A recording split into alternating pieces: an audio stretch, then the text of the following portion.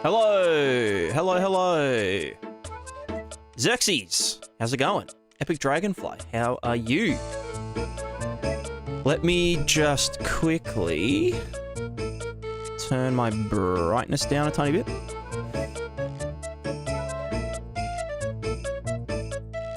And my music down a tiny bit. There it goes.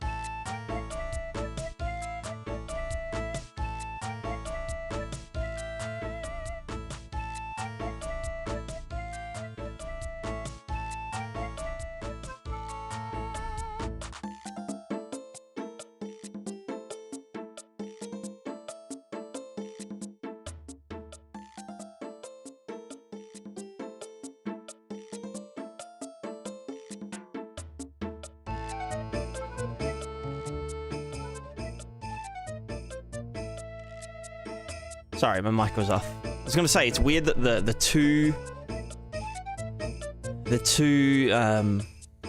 RuneScape tracks that decided to play were both like Alcarid desert music, and like I've got my hair in a towel turban to dry it off, you know.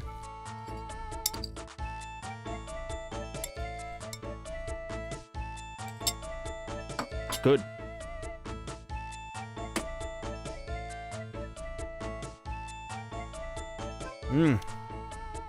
I love frozen berries.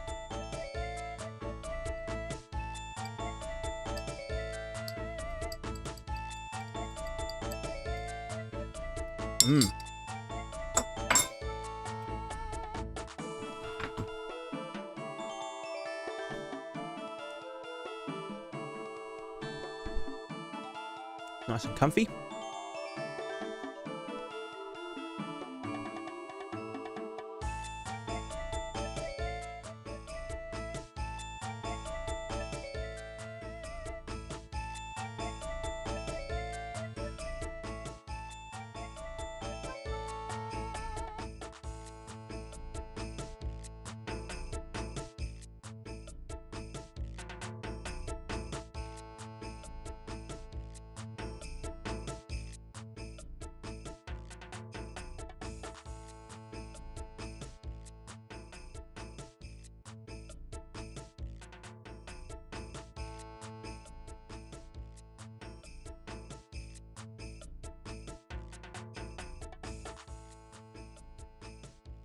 All right, I'm back.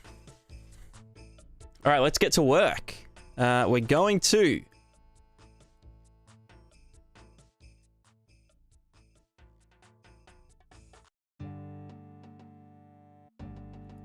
Sorry.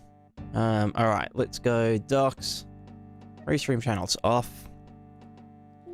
First things... Actually, no, you know what? Let's set up the video first.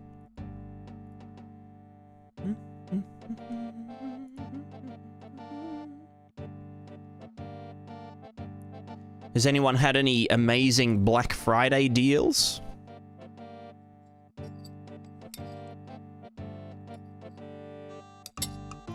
Related to GameDev?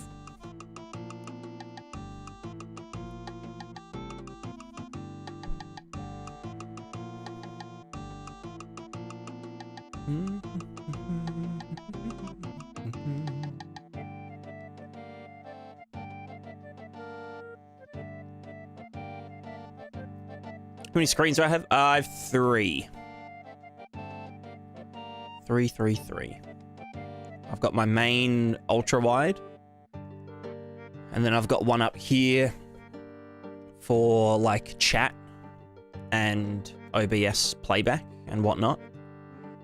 And then I've got another one over here. The 2 top ones are just old TVs.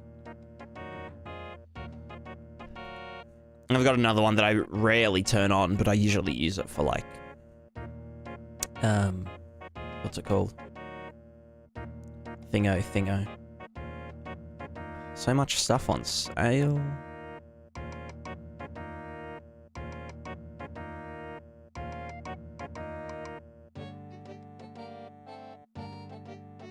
Oh, that one's only $10.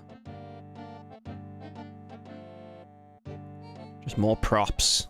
Hay bales, some boats, ropes, tools, detritus, a little furnace-y doodad. $10? You know what? I'll fucking buy it. Just watch me. Add it to the cart. And there was another one that was this, which was a... I love... Who's Decagon? Decagon do awesome assets. Look at that. Just heaps of good shit. That I'm just going to completely gut and use like half the textures for. See, that's what I'm looking for. Just the normals. Just the normals. Do you reckon they'll give me a discount if I say, hey, I don't actually want the base color textures. Just give me the normal maps.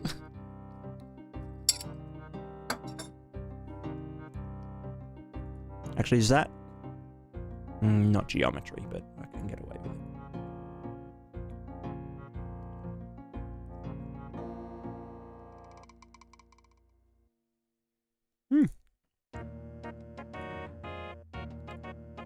Fuck it, add it to the cart. In it goes. Right, and I think that's all. I think that's all. This had just more, like, again, more of the same. Modular house, blah, blah, blah. But, like, I've essentially already got everything that this has. I've got some wooden stairs. We've got, you know, walls that are all 3x3s. This is just easy to do. I don't even know how they're modeled on the inside. Are they actually like the roof window things? Whether they're actually like hollow or if they're just like, do you know what I mean? Because I've seen some assets where they have like these little, whatever we call them, but they're just like stuck on top of one of the flat roofs and they don't actually like have a thingo, you know? But yeah, no, this is, I mean, it's 25 bucks.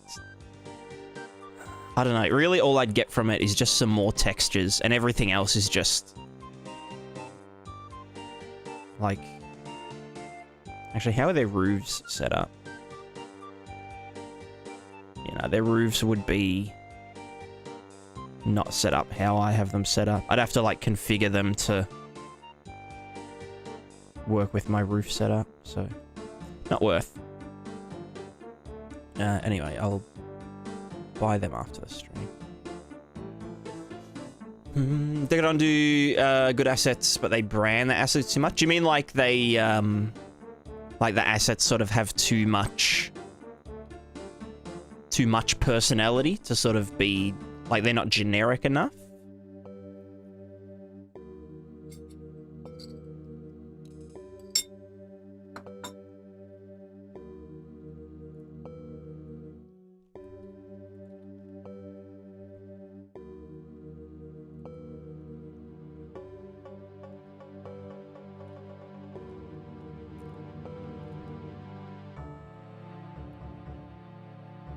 Plus their name all over them.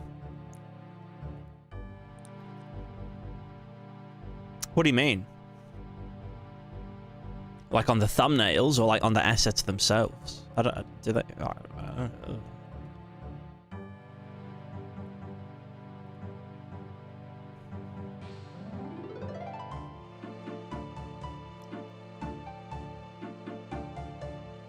Go and edit their name out of the textures. That sounds like a, like an anti-piracy sort of thing.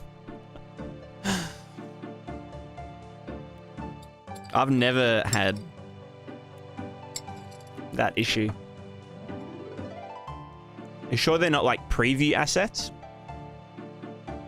They're like, oh, download the assets to check out the quality.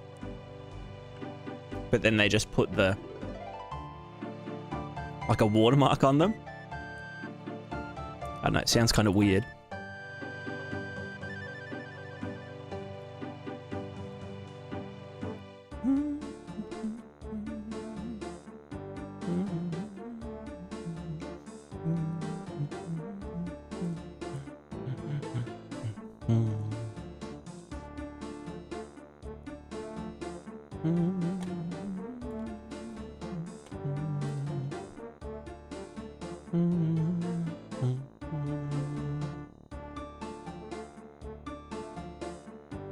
They put, I gotcha. Yeah, so instead of like, so like any sort of label or like brand on an object, they use Decagon as just like a generic brand name. I getcha. Yeah, that's sort of, that's annoying, for sure.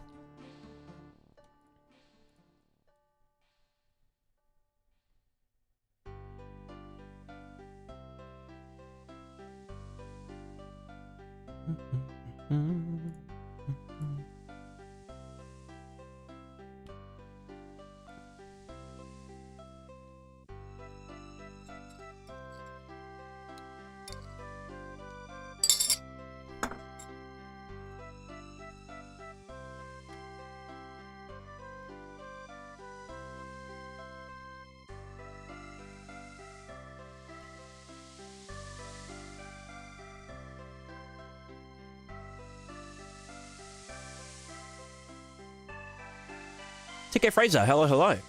Thank you, thank you. I think I look great. You'll have to speak up. I'm wearing a towel.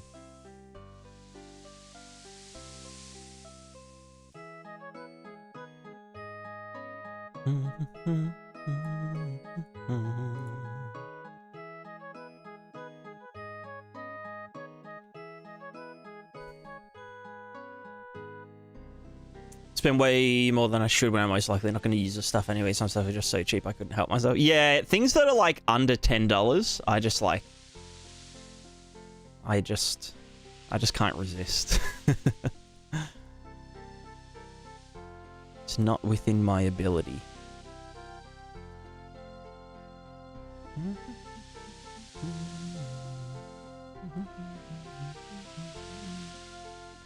Maybe I'll go to the other map.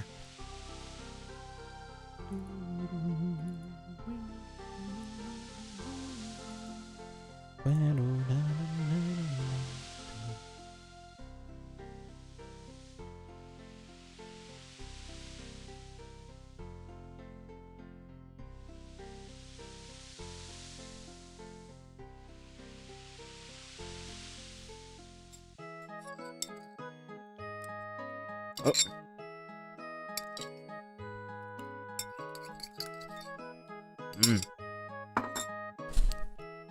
Alright, no more berries.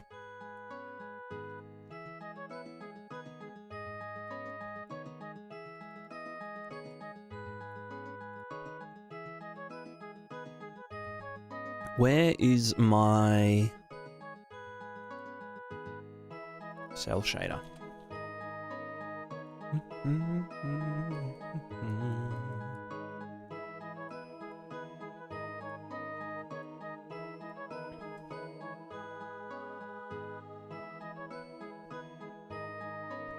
Next round of free assets next week will include that. Yeah. Yeah. Yeah, I always get worried about that. Maybe I will do this in the other level.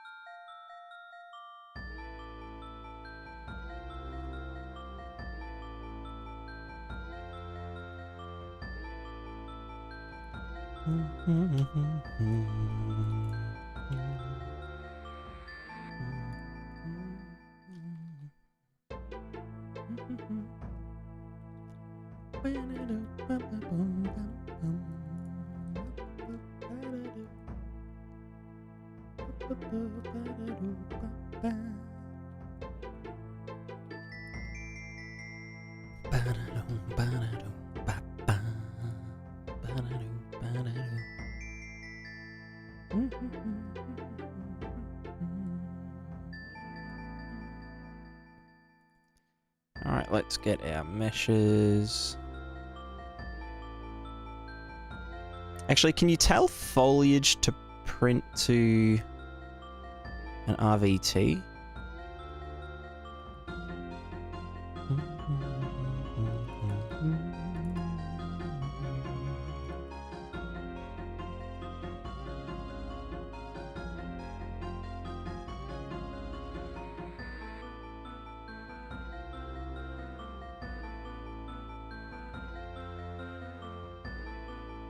We can tell it to affect distance fields, but can it draw virtual textures? There we go.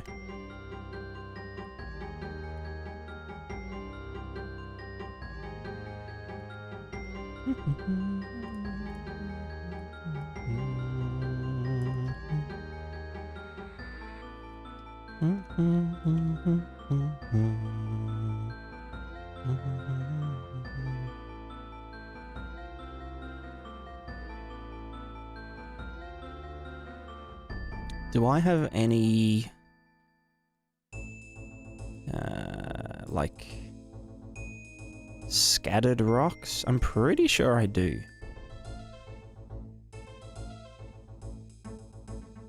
Where are my little... rocks, rocks.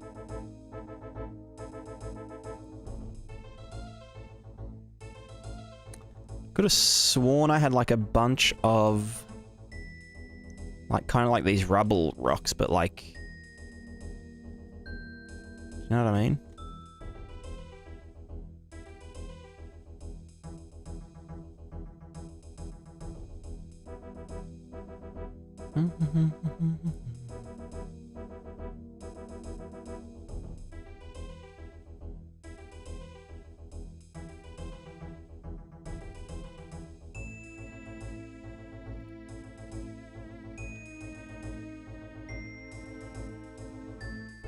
Nope.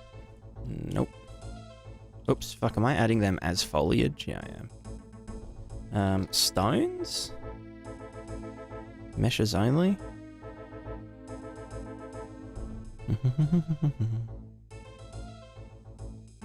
Filters? Where is just static mesh? Hello?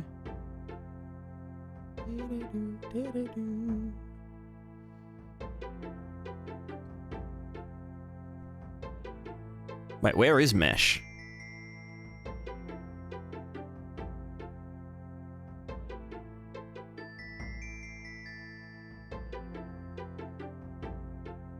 Am I just... Ah, it's right there. Haha.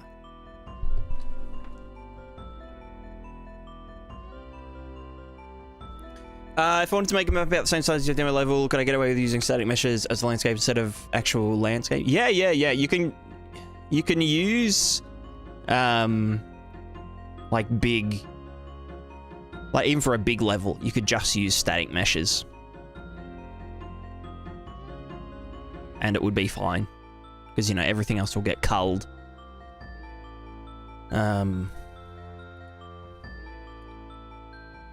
So yeah, I wouldn't worry about using a landscape if, you know, if you don't need the sort of benefits of using a landscape. Like, you know, painting and all that sort of stuff. Yeah, I don't have those little... tiny little rocks anymore. Is it RVT work with other meshes?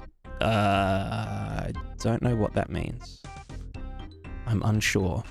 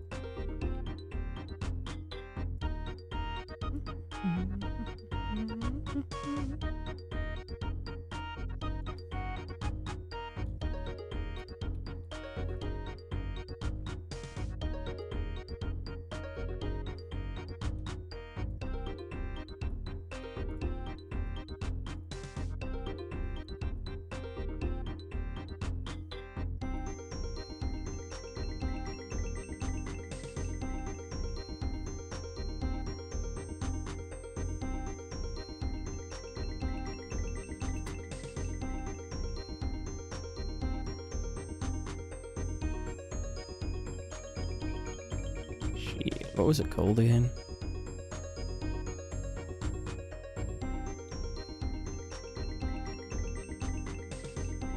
Pile? Rock pile.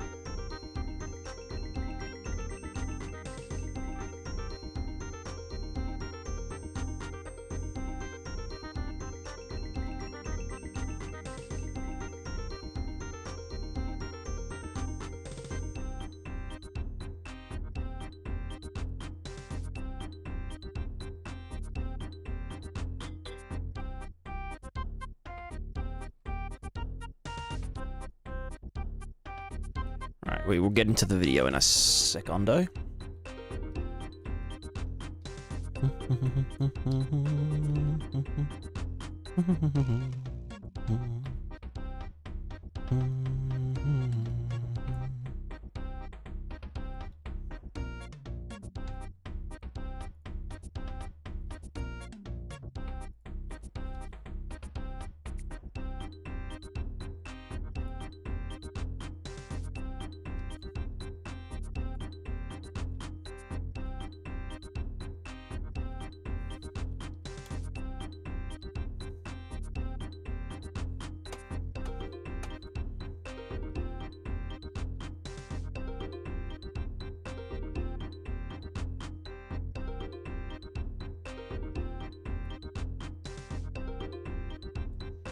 Ruffa, how's it going?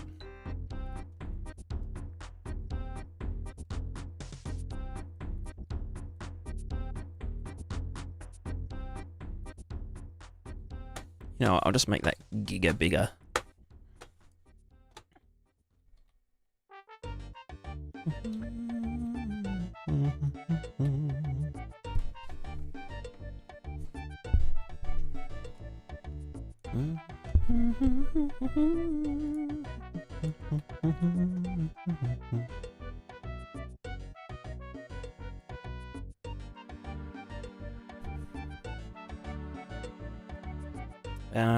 It's not called sticks, it's called, oh no, yeah, fallen leaves is a good example. Fallen sticks is a good example.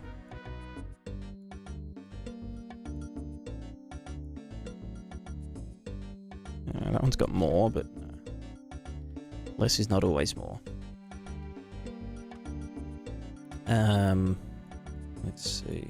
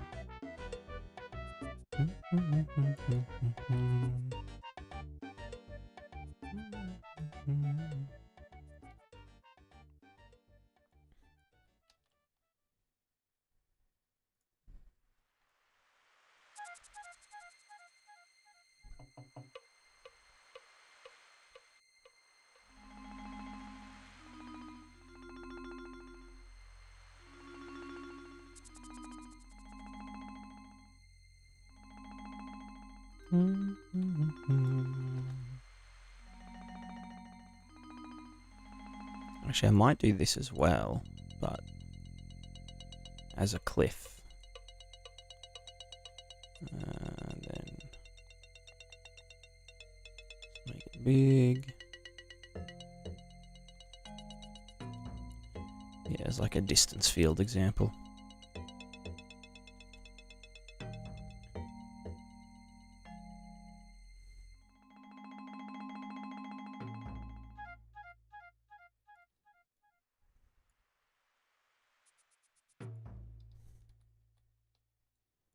You know what? Fuck it. Just do that.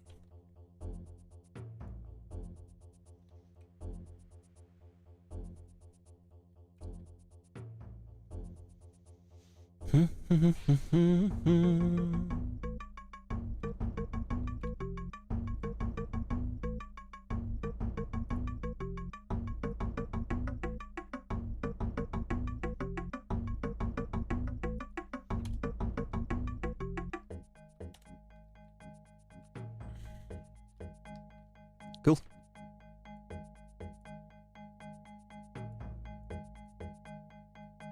I'd also want... Okay, what's another example? We did trees the other day. We got some leaves, we got some sticks, we've got what's the, like,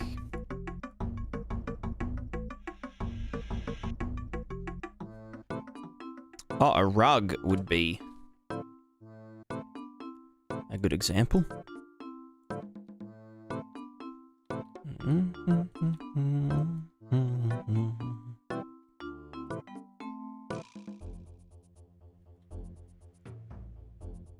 Maybe this one, because it's got a bit more to it. Or that one just bigger though. Yeah, we'll do that.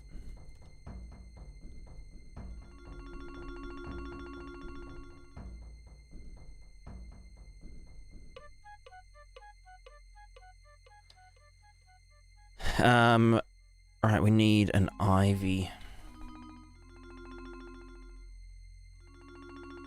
Ivy example. That's like a fucking big boy one. Which is probably a good example on why we would want to do this kind of thing, basically. You know?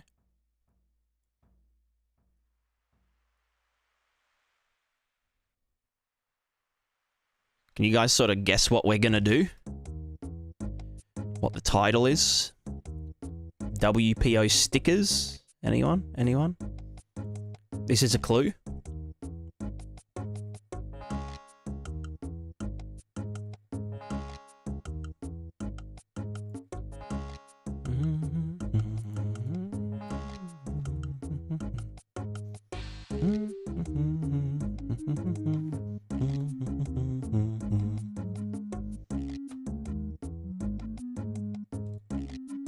Mesh decals. Kind of, actually. I'm pretty sure, isn't mesh decals like... I mean, that's something different, I'm pretty sure, but...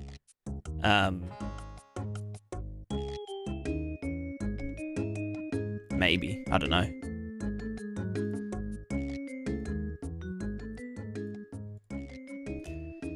Mesh decals, an OD property of deferred decals on separate surface geometry for added detail, aesthetic, and scaling meshes. Because deferred decals rely on projection, you're limited to mostly planar surface details that shear and distort when not aligned with the surface it's projecting onto. Mesh decals afford you decals that do not follow a simple projection and instead can be used with geometry that wraps around edges. Being used with spline meshes ultimately enhances your characters. Yeah.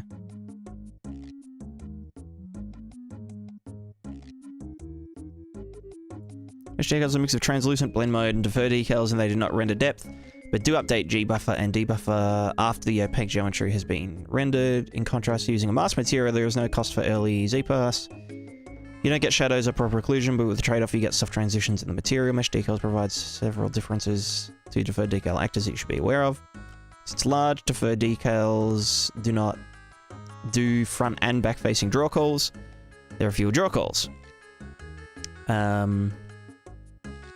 Since there are fewer pixels covered and flat back facing decals cover 0 pixels quite faster, since you can use a custom UV, you have the ability to do more complex projections, you have the ability to have properly normal mapped decals wrapping around surfaces.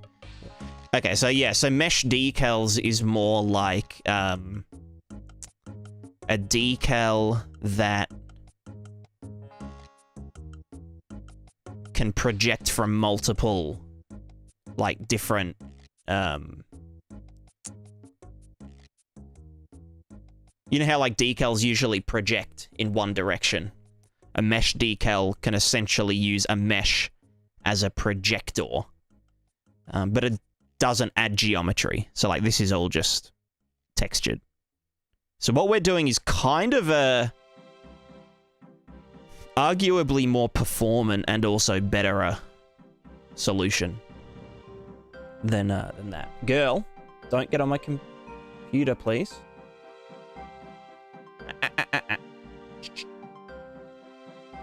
You can go behind the thingo.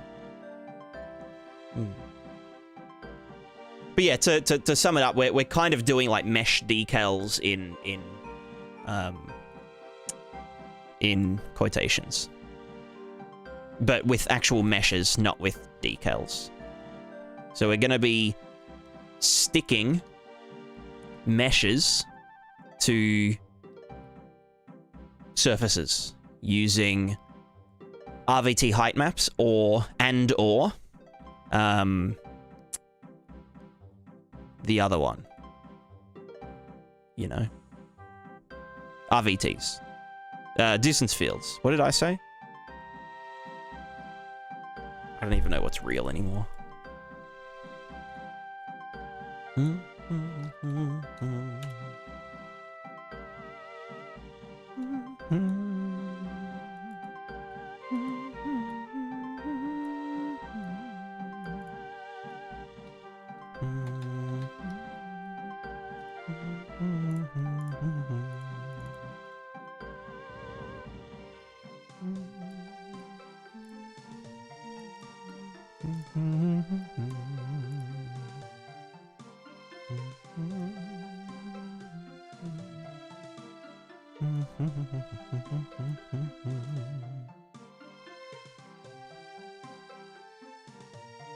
Wait, why did that...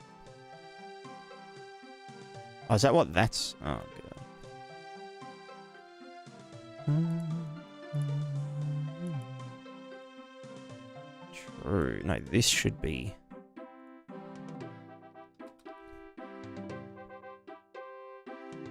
that. There we go. Alright. Let's... first I have to... change my resolution so that we are now a square computer. And then we use this mode. Hell yeah. Wait, where's my face? It's part of it. And then... there we are. Probably do that in geometry script too. Yes, but also, you know, you wouldn't be able to instance it and whatnot.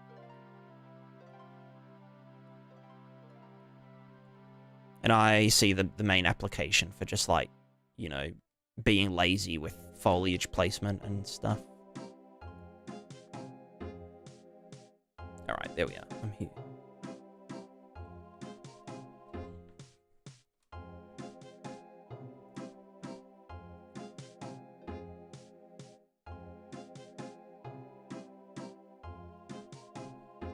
I also wanted to do it with pivot painted. I could use this pivot painted grass. Because I don't have those frickin' rocks. Madge. Alright.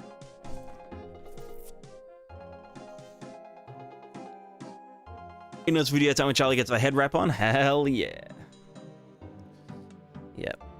I always shower before I do a video. It just gets me in the zone, you know? In the zone.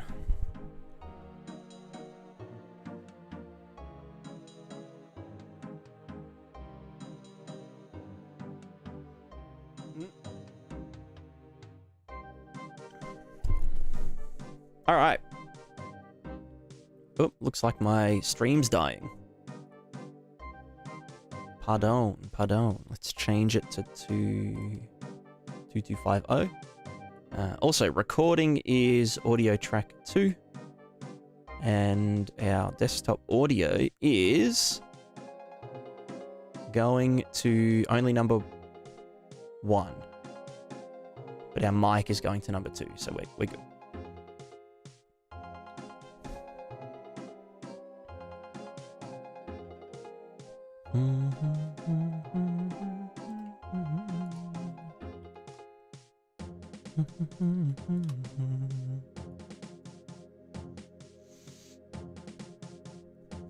Let me also just set this window up so it doesn't suck.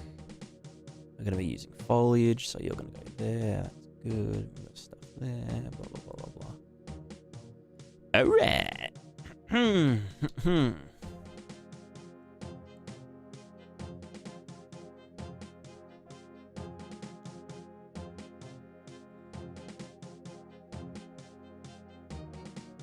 Sorry.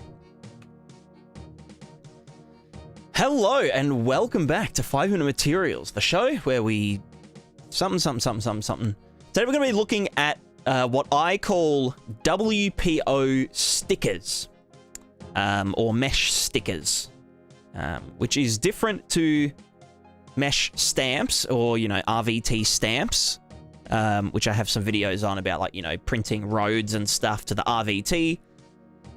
Today we're going to be doing something, I wouldn't necessarily say it's advanced, but it can have some very advanced applications. So, let's say that I am a human being, and we are painting some foliage. And as an example, let me just get, you know, these sticks. So we've got sticks.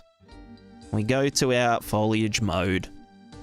We put the sticks in there, and we want to put sticks here. Wow, it looks amazing. Except that you can see that they're kind of going everywhere. It's not beautiful. Now, obviously, for something like sticks, it's not the biggest deal because sticks are sticky.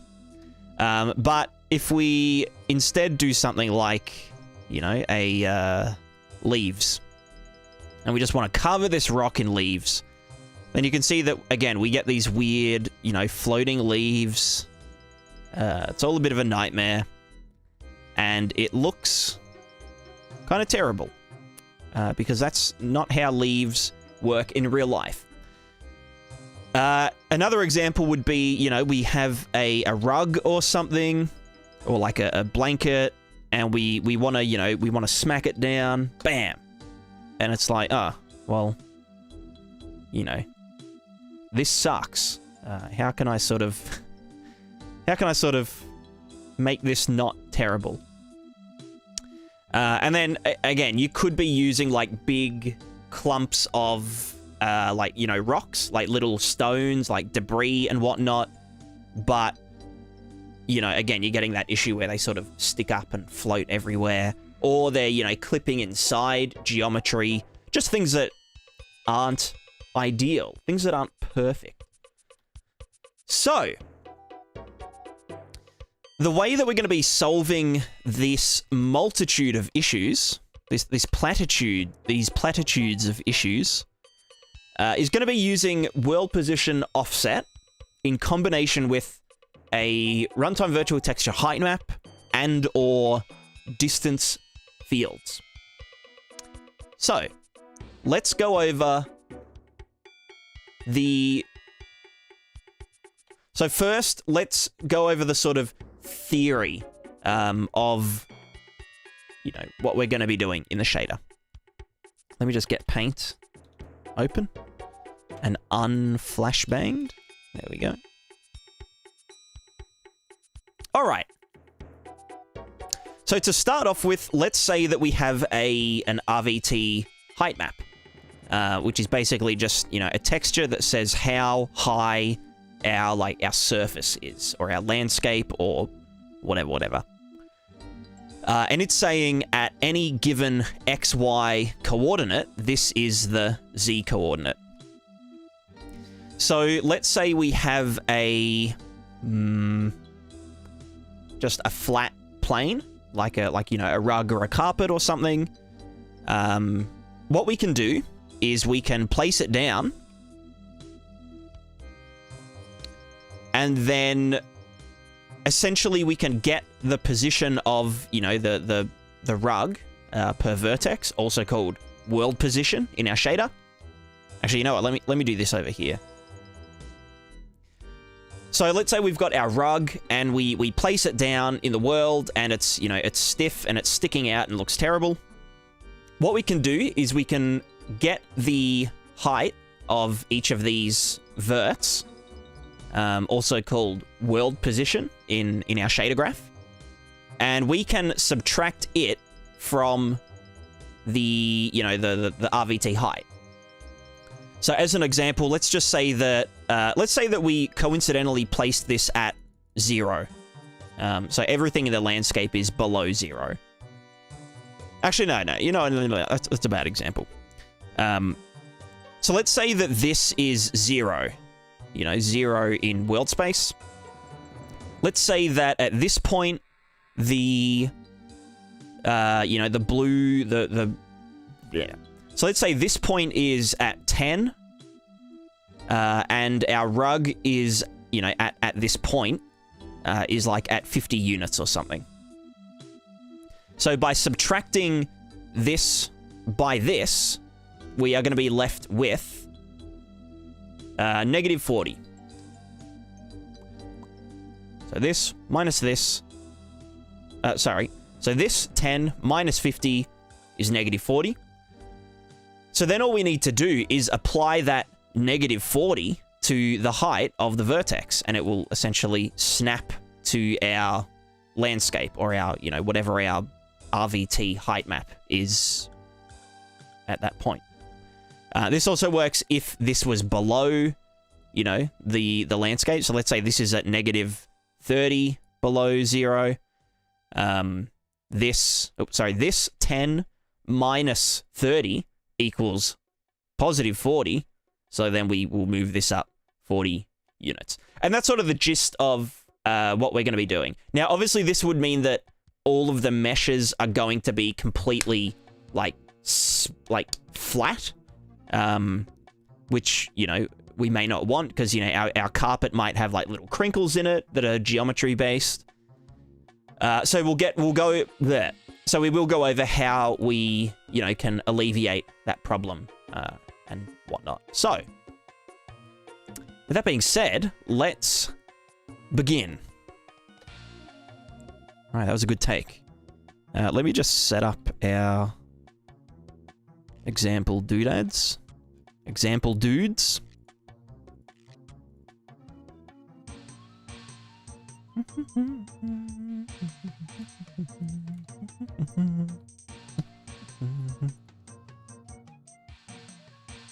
So what was that called? Bed rug. Today we will be looking at Charlie. That's right. Bed rug N. Unpack. No, fuck off. Unpack normal. No. Unpack normal. Bam. What color was that? Like a brownish color. It can be anything, but you know what? Let's make it a beautiful blue. A beautiful lavender. Maybe a bit darker. A bit more saturated. Very royal. Ooh, okay, that's a bit too far. Too far. Nice.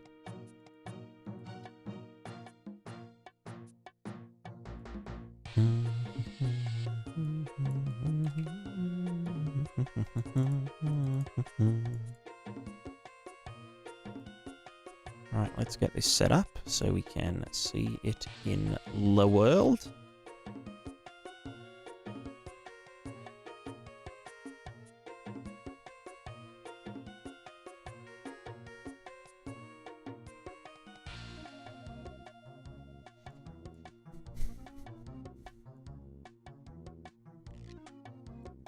Nice.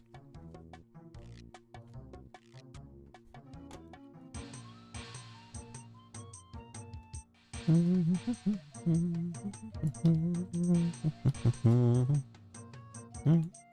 I need to actually print these to the RVT first.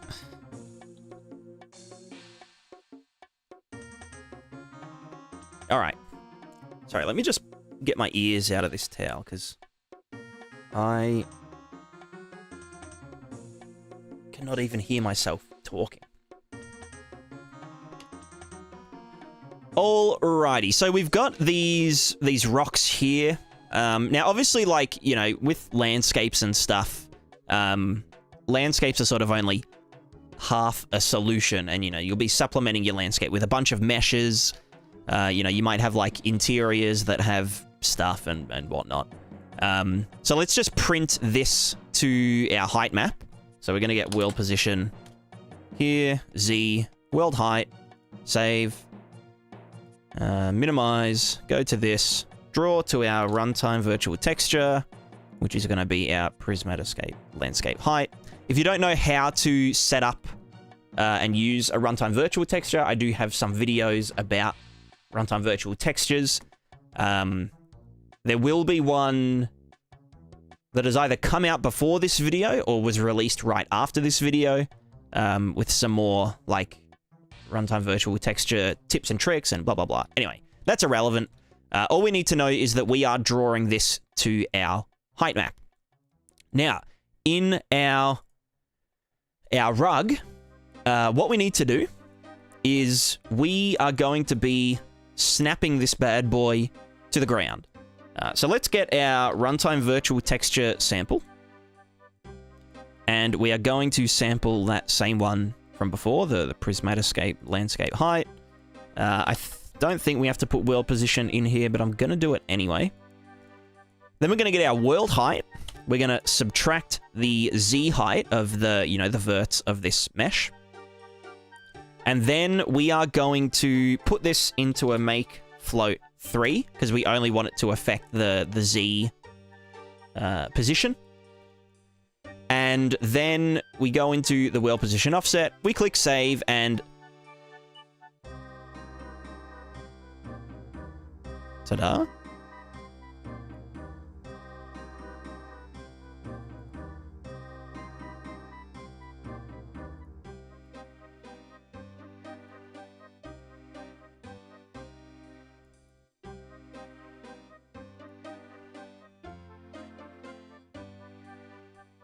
Oh, right, the fucking RVT bounds.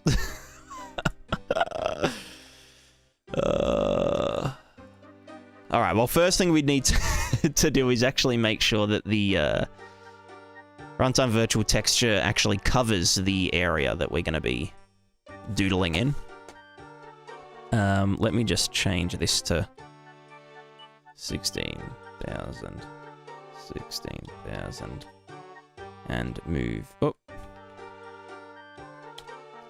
There we go. And then move you over to here.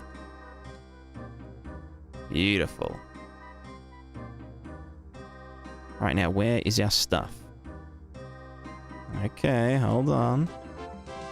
Jesus. I'm gonna have to do the thing. Water height, landscape height, build. Alright, get your freaking boundaries. Yeah. Hold on. Wow, what a fucking disaster. Water data, water height, landscape height. We go in here. We up the resolution.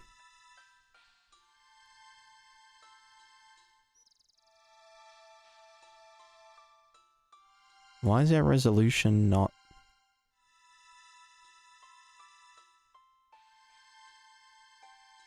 Son of a...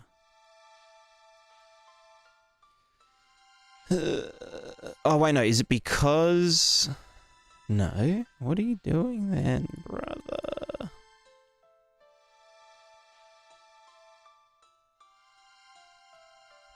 Alright, hold on. New clip. Yeah, the rock is drawing to the RVT. It might just be the scale, like the scale's gone weird. Usually scaling stuff makes things go funky. It also could just be a weird... Actually, what's the density of this mesh?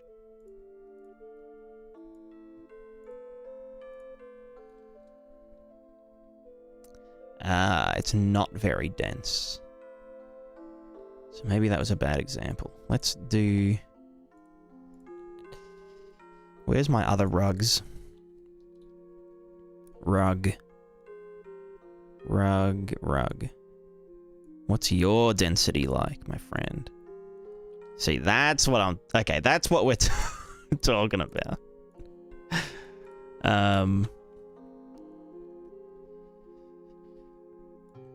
And that one's got a bit more shape to it. So we're going to use this one.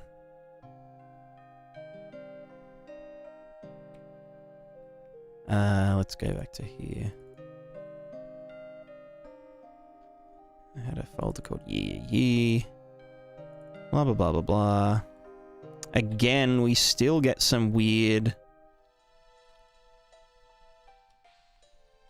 stuff. It is like the RVTs are really low resolution for some reason. It definitely is drawing to it though, because like you can see that here it's sticking up. Does that first go to the snow? Does that mean things are heating up where you live? Yeah, we're going into summer. It's summer in a few days.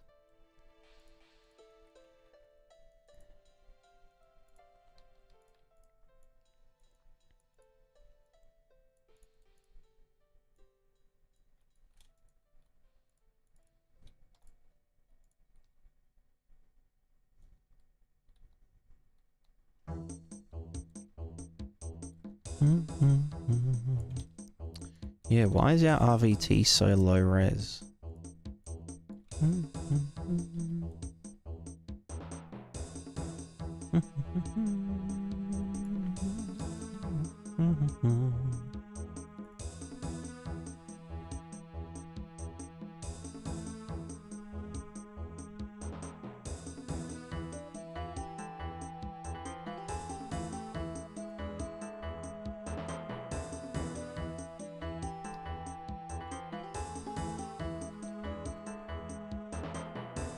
Oh, it could be that this isn't getting drawn last. Sort order.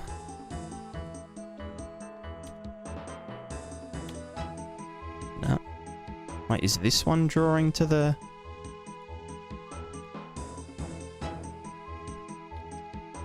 It is.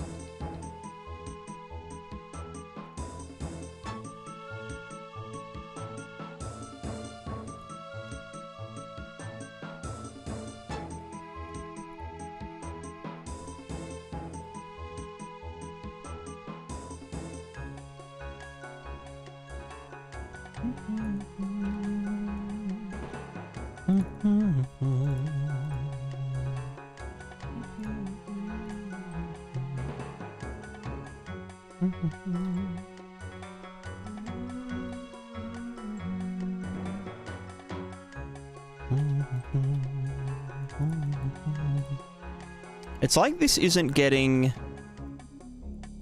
sampled at the highest MIP.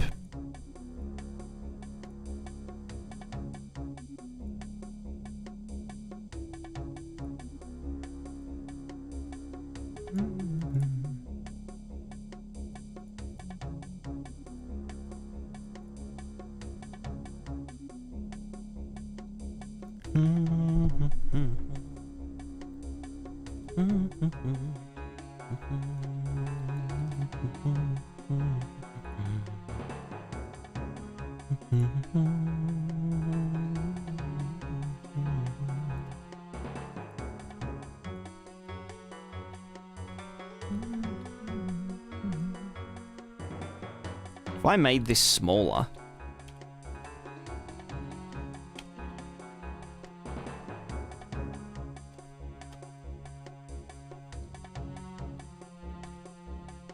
Oh, shit.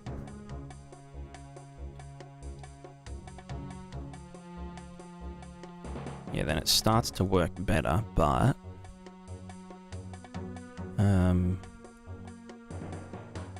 Could it also be that this is too... Oops. Where'd you go, son?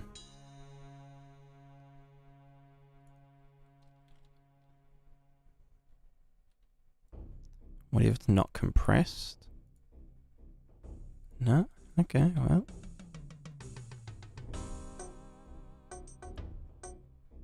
It's so weird.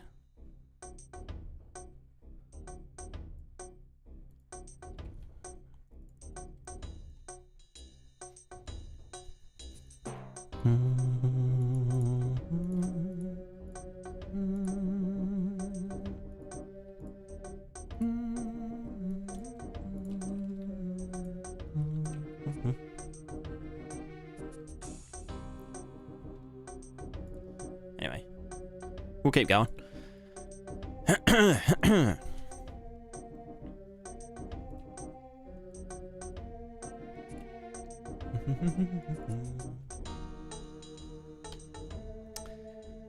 So I've changed the mesh slightly. I'm using a different mesh because this one is more denser. So you do need some density to the, a mesh like this in particular to achieve this effect. For stuff like foliage, it's not really a big deal. Now you can see that there are some points where, it's not high resolution enough to actually deform to it 100%. So we can just create an offset into our thingo until it looks, just about right. Now, one problem that we're facing is that this mesh, before we, destroyed it with wheel position offset, had some, some geometry to it. It had some stuff going on. It had it going on. I'm also using the wrong normal map, but that's no big deal. Is that the right?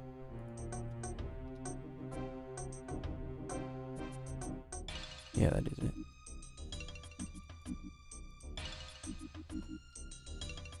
Kind of like the other one, honestly. Even though it was busted. Just had more going on for it. Cool. So, in order to preserve our geometry, instead of comparing against the world position of the mesh, which is the Z height of every individual vertex, first we're going to just compare against the pivot point. Pivot point, which means when we select the object, why am I not seeing any widgets? There we go. So wherever this widget is, the pivot point, this is going to be like the Z height of this mesh. And then we're essentially just going to be like, okay, well, compared to this point, how much do we need to move it down? And that will preserve all of our, our Z-ward geometry. So if we get this, we mask, component mask, B, and we put that into here instead. Actually, let me plug this back in first. So it's all, squished, but now if we use this instead of the wheel position, we now have all of our nice geometry back. So as you can see, if I full screen, as we start moving this rug around, it will deform better to the geometry. Now, obviously, for really steep angles, it's obviously not ideal. We're going to get some leakage. You could get around that, again, by adding an extra offset, but the more offset you add, characters are going to start clipping into it funny. So usually it's a problem with this. Now, distance fields can sort of alleviate that. So, again, we'll get into that a bit later in the video. Why is that one not drawing? Jesus fucking Christ. And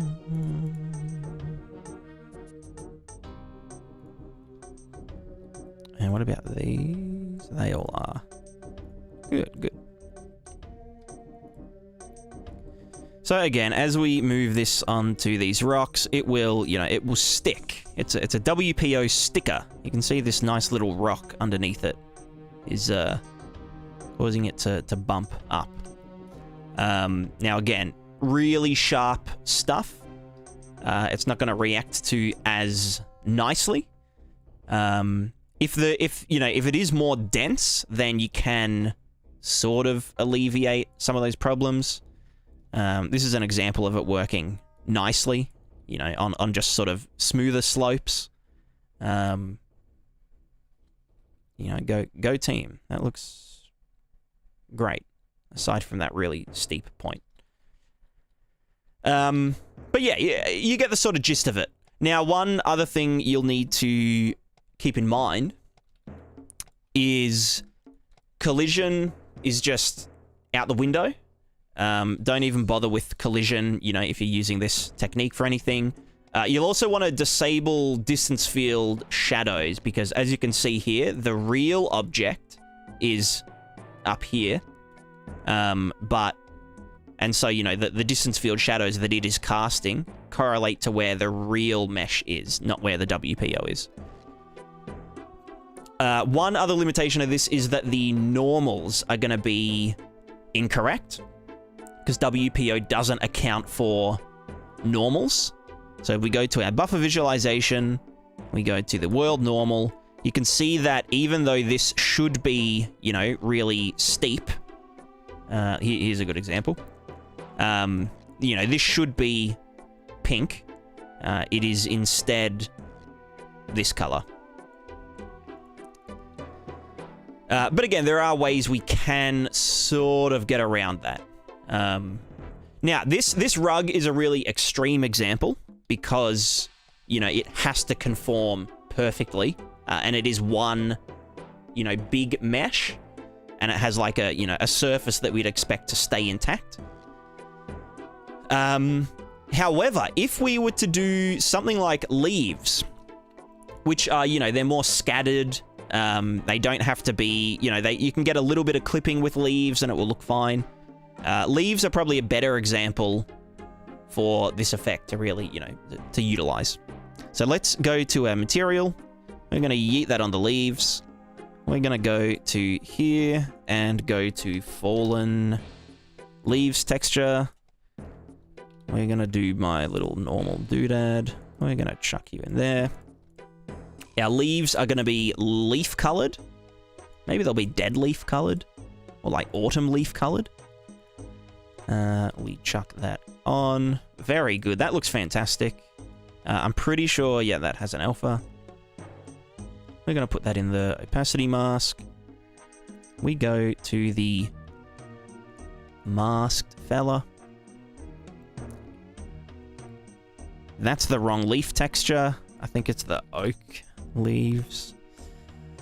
Jesus. Nope, that's not it. I am... Is it you? Hey, there we go, there we go. Okay, so we've got our leaves. And now we're going to apply this little trick right here to our leaves. You could turn this into a material function, but I cannot be bothered for the sake of this video.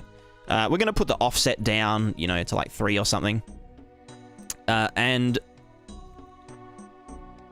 Come back. And bam, we have the leaves. Now, we can go to our foliage painty mode. Right here. Chuck the leaves in.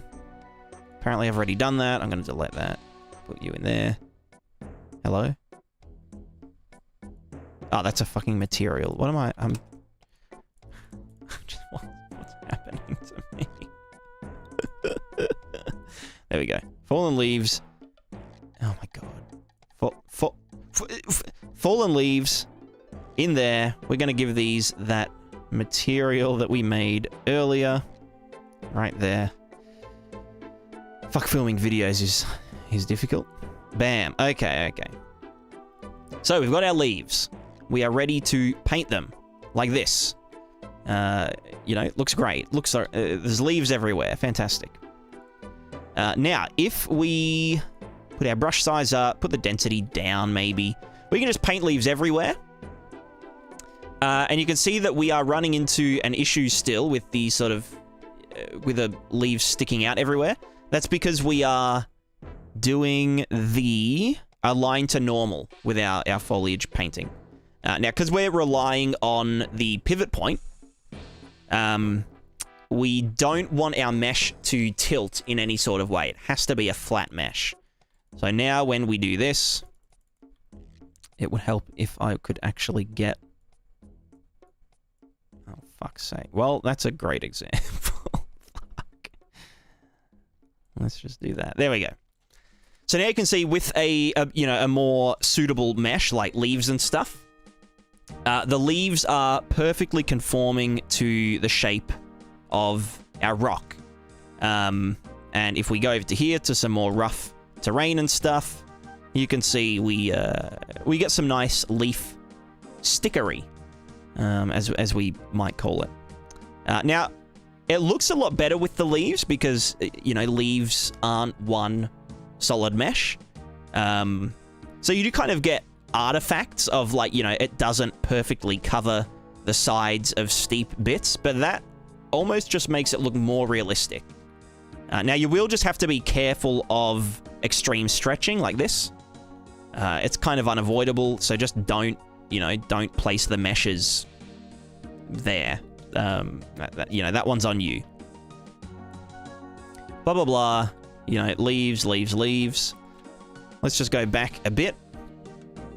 Now, let's compare to without the shader effect. So, if we go into here, we zhuzh that back in. Sweet. And then let's disable the effect. You can see that... Okay, well... it's a pretty shit example because... Fuck. Pretty shit example because we didn't have them aligned to the mesh. So to be fair, let's go back to the foliage mode. Fuck's sake. And switch on align to normal. Align to normal. And paint a bunch here. Go back and have a look. So you can see now with just, you know, aligning it to normal, we have leaves floating around everywhere. You know, it almost looks more like bushes, which isn't what the mesh is supposed to represent. And then if we go back to here and turn the effect on,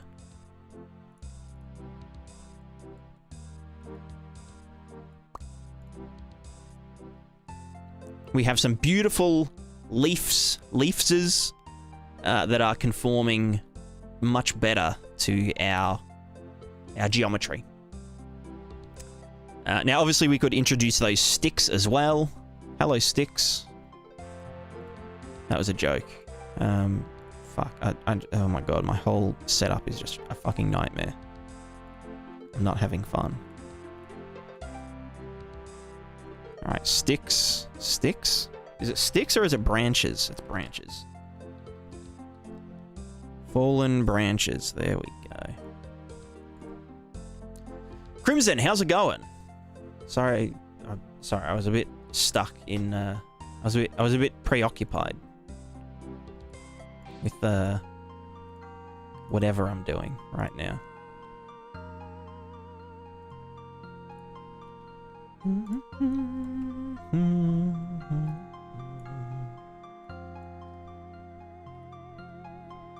There's your branches.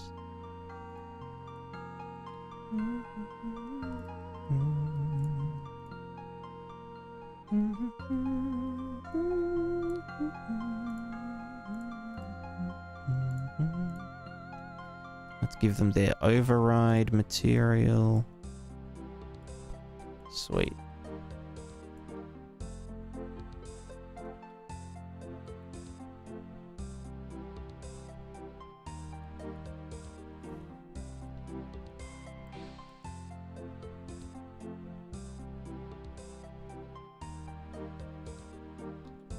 Is that not plugged in?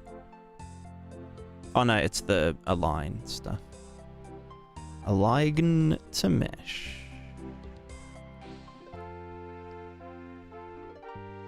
There we go.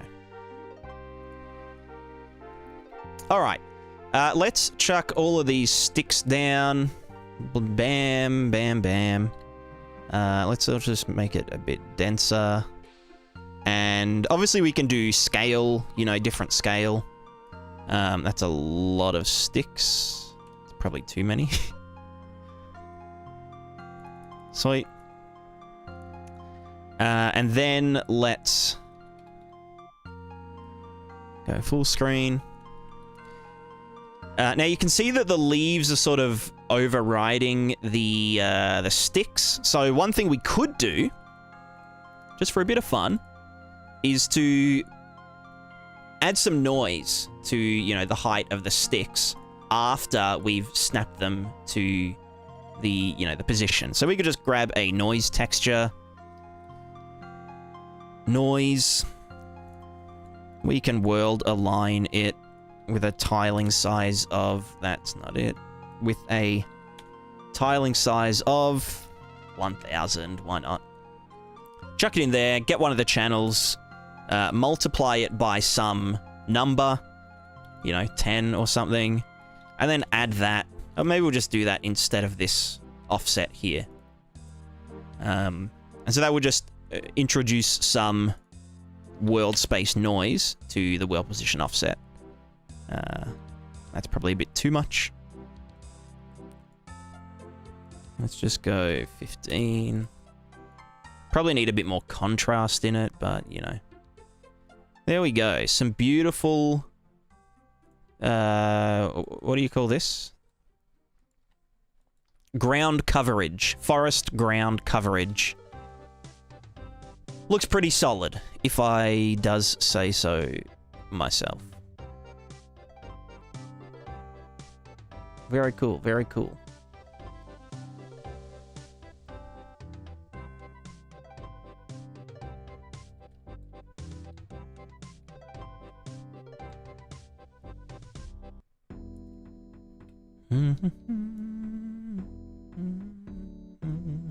Now, another cool benefit is if we add more geometry, like, you know, for example, we start putting down more rocks, we don't have to, like, you know, replace our what's it called, our meshes and stuff,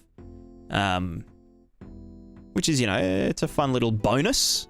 We don't have to replace all of our, we don't have to repaint our foliage, or we don't have to, like, regenerate our PCG or whatever. We just have, you know, we just have unlimited creativity, which is always good. It's always good to be as lazy as possible when it comes to, you know, anything game dev related. Now, this is all well and good, but this is only for, you know, things in this direction, in the up and the down direction. For something like, what are these called again? Vines, like creeping vines. We would need to rely on distance fields instead. Now, distance fields are a bit funkier, but also a little bit funkier, but also offer us 2 extra dimensions to the effect compared to this. And one other thing is that the distance field method can be used for, you know, all this ground foliage. You know, if you're not using RVTs for some reason. But it can also be a little bit more finicky when you have, for example, I'm just going to have to move this over. When you've got, like, divots between meshes, so, like, you know, in this gap here, it can get a little bit, I guess, like, confused about, you know, where to stick in the divots. So let's go ahead and get started on our vine sticker. All right, no more recording. Oh my god, why is my computer going so hot?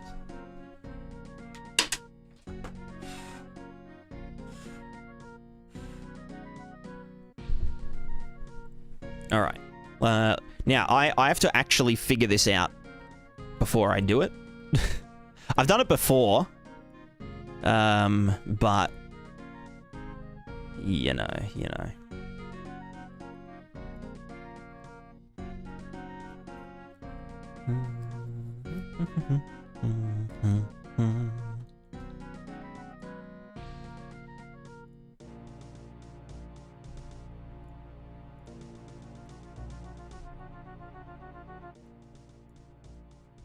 Also, it's called Ivy, not Vines. What am I talking about? Ivy. Ivy texture. Unpack. Into there. We give you the Ivy colors. Green. And brown. We get a little switcherino. You go into there, you go into there. Actually, no, it's just a lerp, isn't it? We just lerp. Using the B Chanel. 0 is that. 1 is that. You go into there. Yep. And then... where is the alpha? Opacity mask. Masked. Bam. Cool. Now, I don't think that actually... does that use...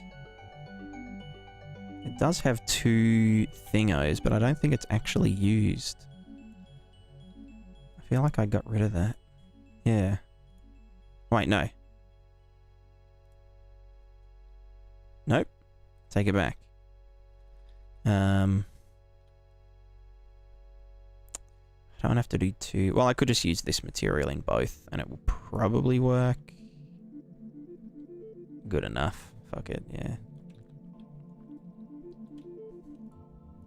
Probably needs to be 2-sided as well.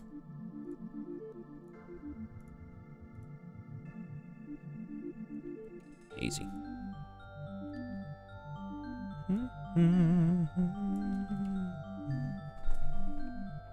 Derized, hello, hello. And Laird, how's it going?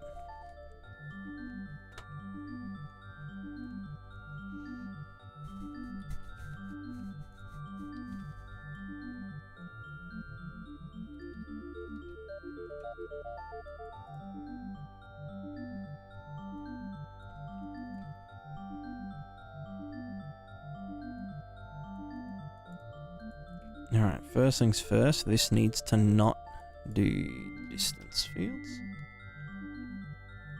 Happy days less rainy than it is in Brizzy. Yeah, it's very sunny here today. Very nice and sunny. Alright, let's go distance field. No, what is it? Distance to near a surface. Bam. Cool. That will be... what's the maximum? Like 500 or something? I feel like it's 250, but we can just YOLO it for now.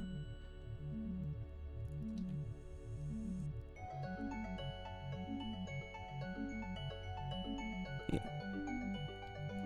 Saturate.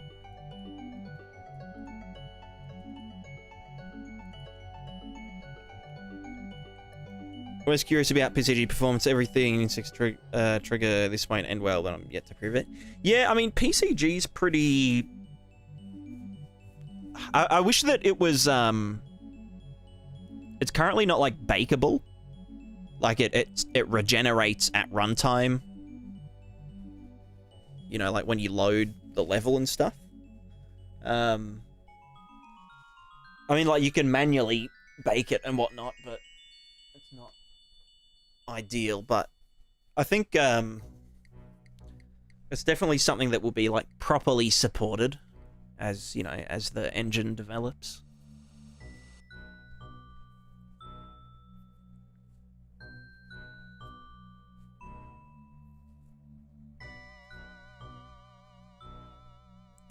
It's also just one of the marvels of, what's it called? Of thingers. PCG... yeah, it is deterministic. So if you run the same PCG with the same seed on multiple clients, it will be, you know, it'll be thinner. Until now, I've been using ECS Flex in C++. Yet to do render stuff, so I'll probably keep pushing PCG till it breaks. Yeah. For sure. It's a pretty... I don't know, it's kind of hard to... I mean, at least when I first tried using it, it was sort of pretty unwieldy, like coming from Blueprint and Materials. Like, it was a completely different setup. Oh,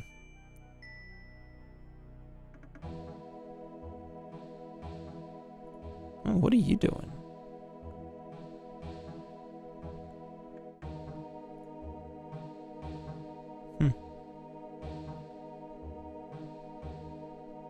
It's kind of cool.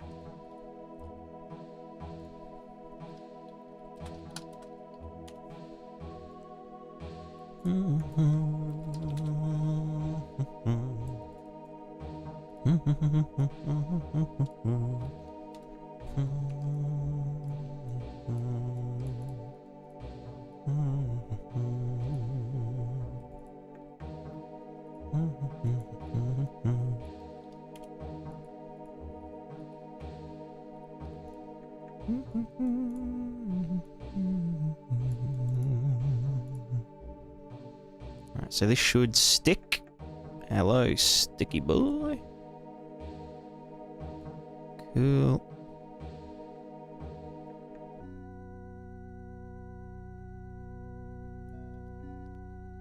And then we need an offset. How are we gonna do an offset? So that can just be this. Offset would just be add this. Oh, sorry, multiply this.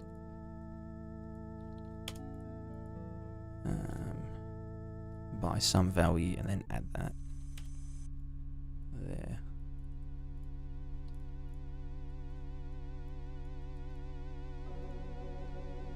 Chikai, how's it going?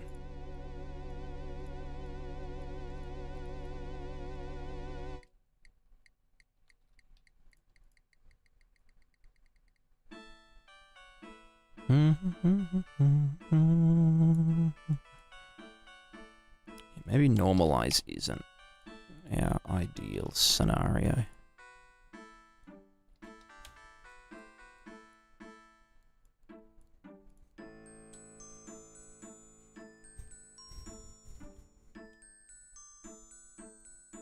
Do you ever work with custom HLSL nodes, blah, blah, blah, for the node graph? I always do nodes. I don't know any text-based coding language. I've never done Java, I've never done HLSL, I've never done C++. I'm just all visuals, baby.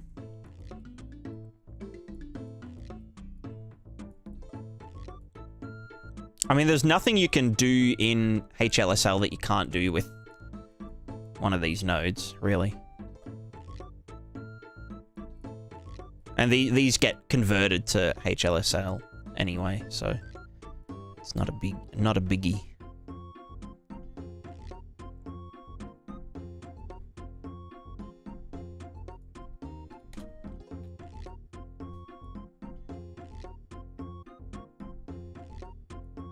Oh, I see.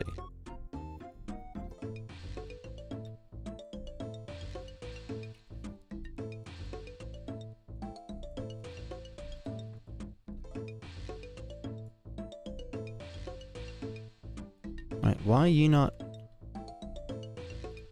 Since field gradient, multiply... Ah, because we're...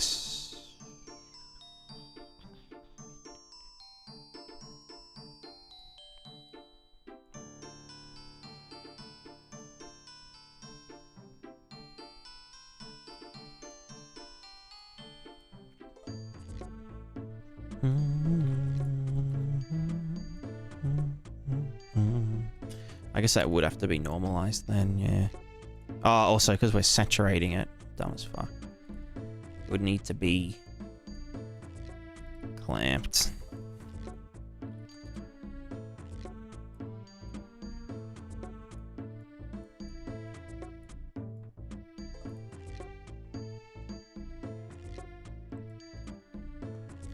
When's Prismatica getting a strip club? Needs more flashy lights and neon. Soon. Soon TM.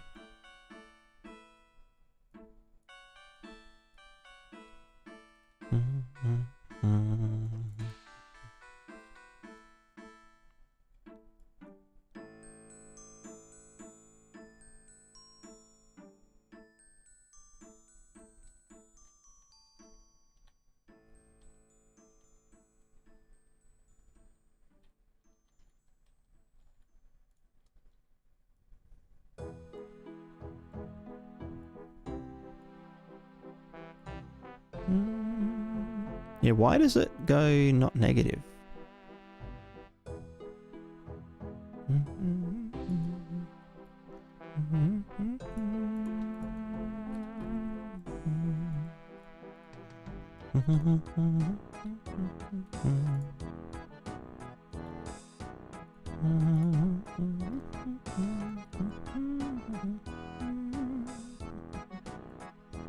Because we should be getting... Oh, because this doesn't have a two-sided distance field. Yeah.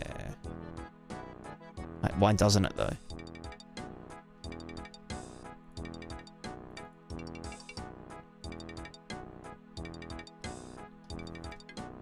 It does. Do we not want it to? No, we do want it to.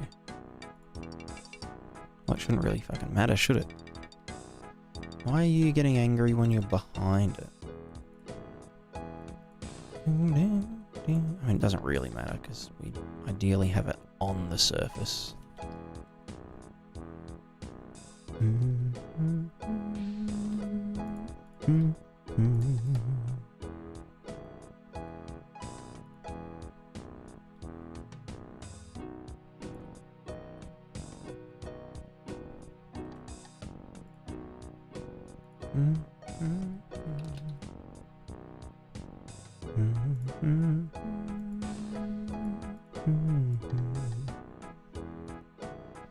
I think I seem to do some pretty advanced stuff. Let's see, eternally HLSL.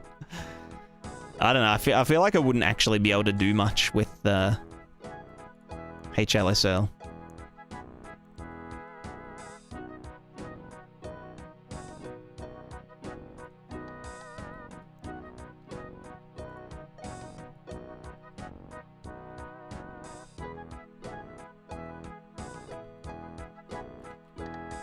Alright, let's start filming. Bam.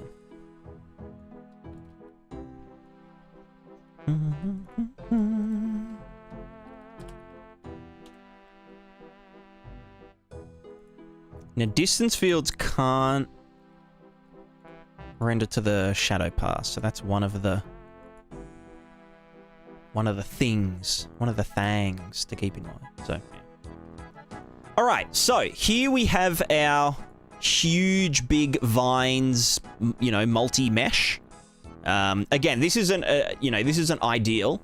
You definitely want to use smaller meshes, but just for the sake of it and the example, we are going to, you know, use this. So, we are using the distance field nodes. I do have a distance fields video. I've got 2 of them, actually. So go and check them out if you're not really sure, you know, what the hell's going on. But we can get the distance to nearest surface. We're going to multiply this by -1, because if we are 500 units away, we want to move -500 units compared to the normals of the distance field. So this is the distance field gradient. You can normalize this, but you can get some weird results. I prefer to multiply it by 100 and then clamp -1 to 1. We will switch between these, you know, different blokes, different strokes. I don't know what the fucking phrase is.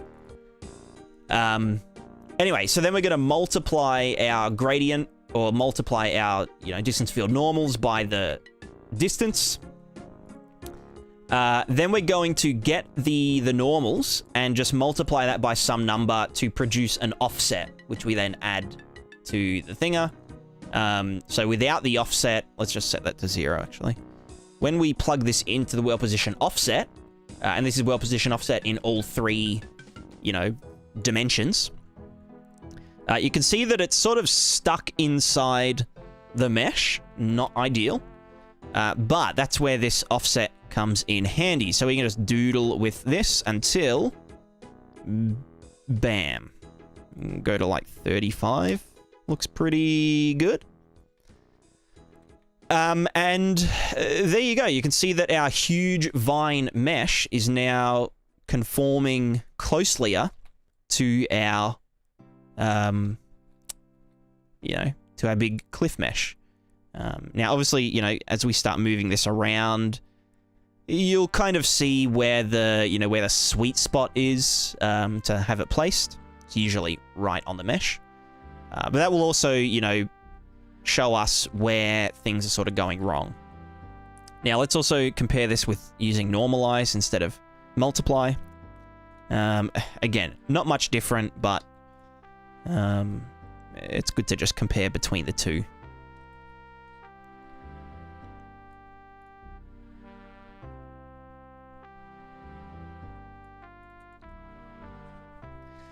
So this sort of reveals to us one of the downsides of using the distance fields rather than using a, you know, runtime virtual texture. And that is that the distance fields, or WPO that is affected by distance fields, doesn't affect the shadow pass if you're using, you know, cascade shadow maps. It might not even work with virtual shadow maps, but I'm not sure. You'd have to test it out yourself. So in the shadow pass, this is casting a shadow as though no world position offset has been applied. And you can see that because it's casting a shadow on itself, which isn't ideal. If we move it in, well, it just kind of shits the bed, but if we moved it in and then did this, it's a bit of a nightmare, but you can see that, again, it's not getting any shadows on it because the mesh is actually back. I can't even click on it. Well, it's inside the rock. So this is one of the reasons that using smaller meshes would be advised. So let's actually just see what that looks like first. Let's go to content browser. We're going to go to Ivy. Let's just grab some smaller ones. Here's some I prefer. Here's some I prepared earlier. Foliage mode.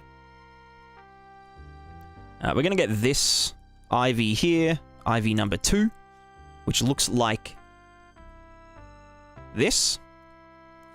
Now, I have done... what's it called? I have oriented this in a particular way so that it's placeable with the Foliage tool. So just, you know, lay it flat. And then if you align to normal, we can now... Oh. Yep, no, yeah, wait, where's the size? Brush size, small. There we go. Now, we can just paint this on here. Not perfect. Does that have a limit? I think it's got a limit on it. We want to go to...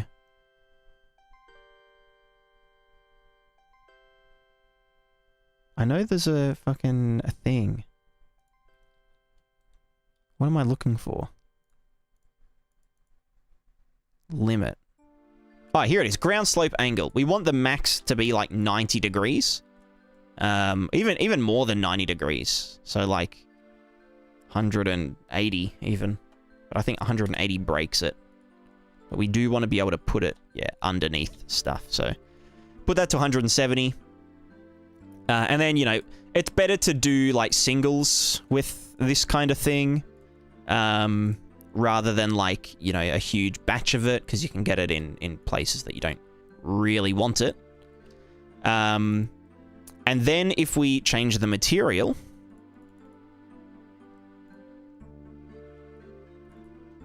in the material override.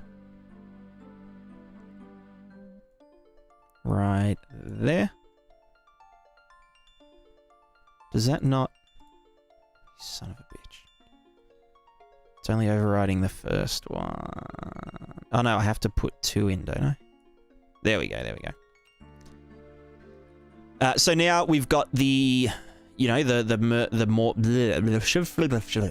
So now we've got our distance field sticker material on it. We're going to adjust the offset. Maybe to... What was it before? Like 35? We can probably get away with like 25 now. Now that we're sort of, you know, using smaller meshes. Yeah, very nice, very nice. Very cool. Obviously, you'd want to have this on as you are painting it, just so you don't get any, like, weird artifacts like that. And again, we probably want to have the...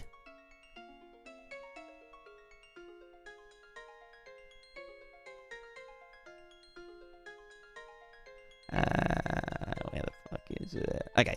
And we probably want to have cast shadows off for this kind of mesh. You can have cast contact shadows on if you are using contact shadows. But again, just one of the limitations of doing distance fields is that the cast shadows are going to be real funky. They're going to be quite funky.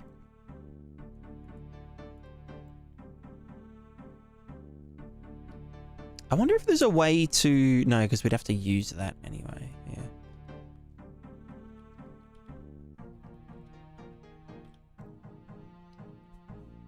Whenever it's still funky with Lumen? Yeah, yeah.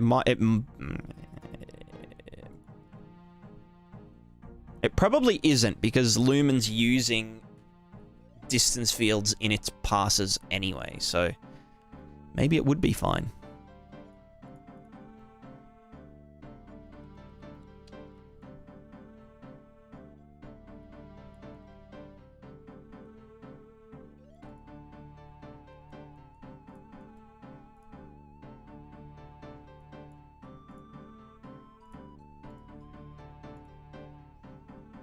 I'll just make it darker anyway.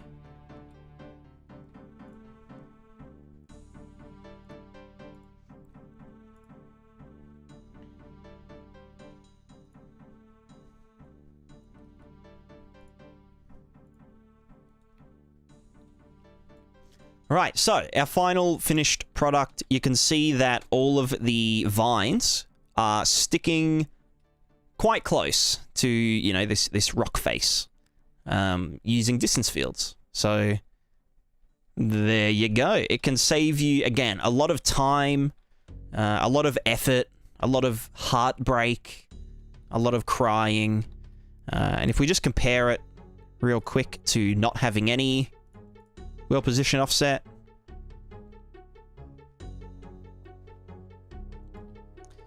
this is what we would have been dealing with, where we've kind of got these meshes, you know, looking really stiff and poking out everywhere. Which again, for some meshes, you know, you might want them to stick out everywhere, but most of the time you do not. Now there is, for example, a way to let meshes like hang down, but then, you know, all the other stuff will stick to it. If you watch my falling sand video, I'm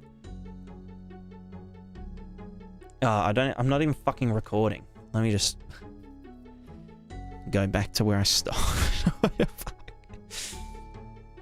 Why are you so dumb? So fucking dumb. Alright.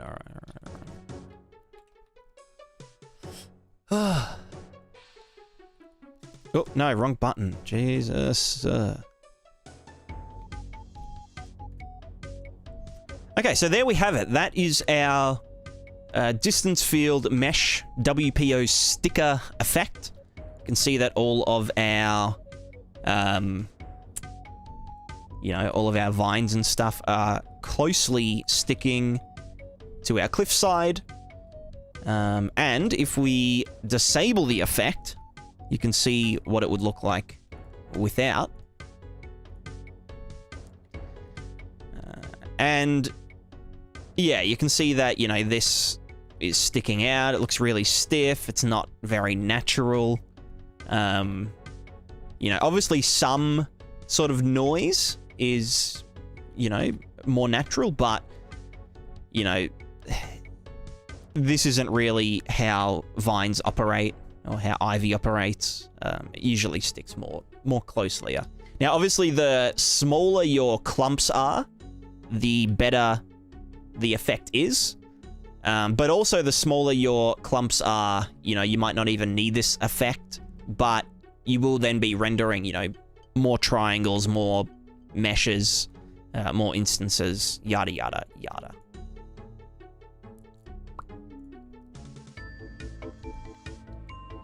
Cool.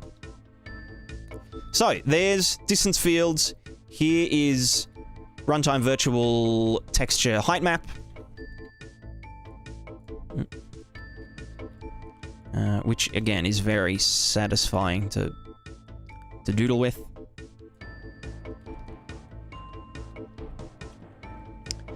And let me just as a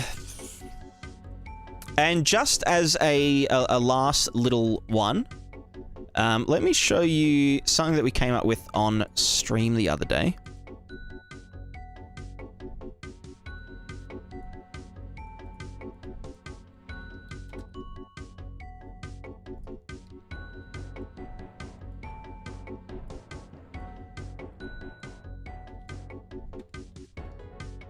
Oh, why are you distance fielding?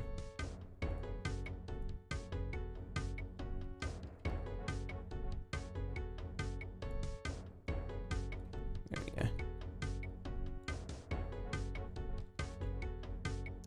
So something that we came up with on stream the other day when we were experimenting with trees and stuff is this little effect here where, you know, a tree falls over, and then as the leaves pass under the, you know, the runtime virtual texture height map, they start to stick. They start to do the sticking. So, you know, obviously if this tree fell down, then all of the leaves just get splattered, which is a really cool effect, especially, you know, if you simulate physics on it or something. Another little bonus is you can kind of just make really cheap, like, ground debris by just flipping a tree upside down. You know, it's a little bit finicky, but I thought it was kind of funny how simple it was to just get some ripper ground coverage. But the way this is done is when... But the way this is done is the exact same as the leaves that we covered earlier. However, let me just go into the fucking material.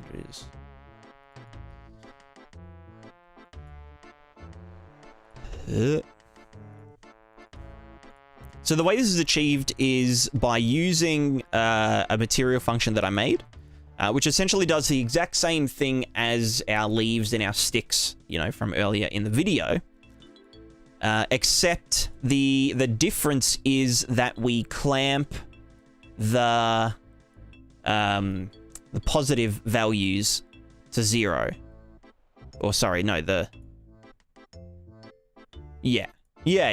So we clamp all of the values above the landscape to 0.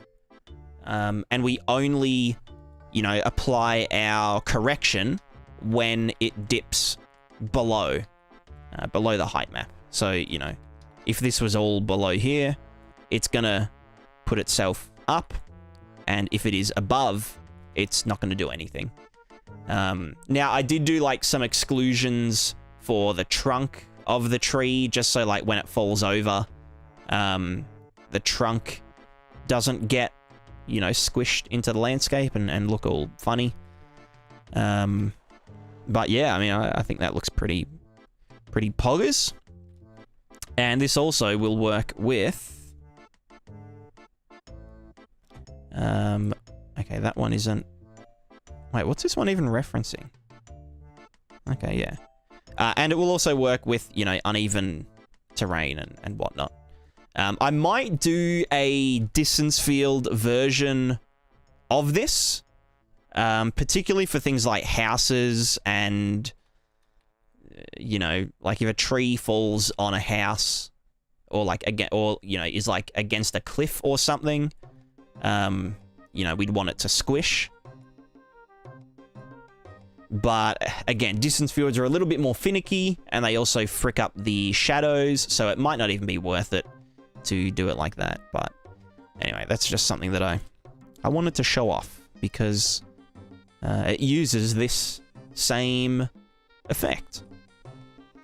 So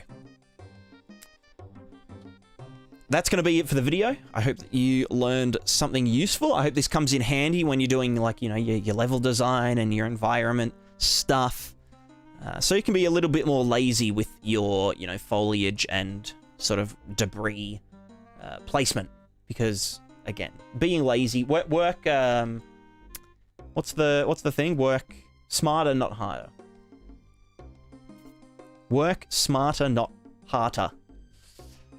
So anyway,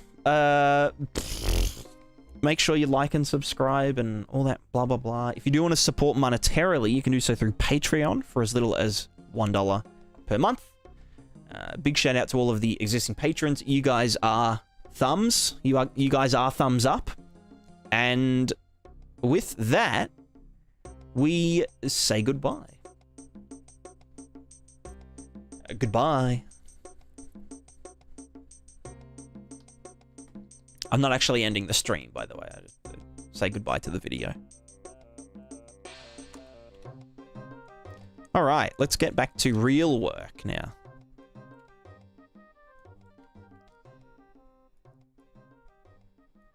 So I feel, is this running? Oh. I feel like this is running higher than... No, it is 50 FPS. Why does it look so smooth? Alright, let me just go back to having a big computer again. Thank God.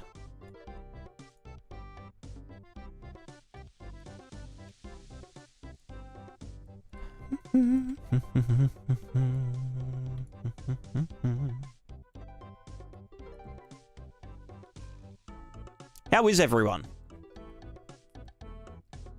What's everyone up to? Tell me all about what you are up to.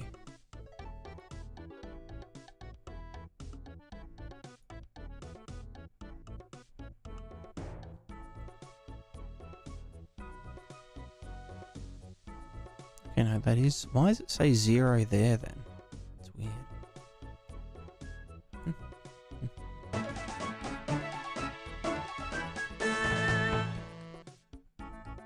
Kaya, thank you for the sub. Giga Chad. Giga Chad.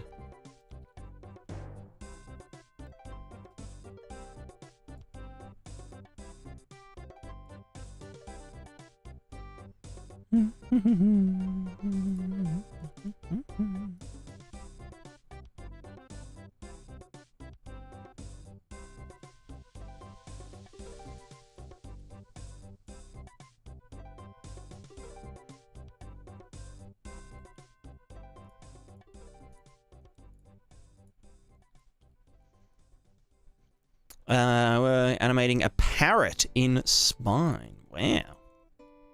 A parrot.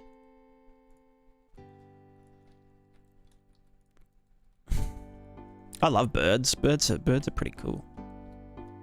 Birds are quite neat.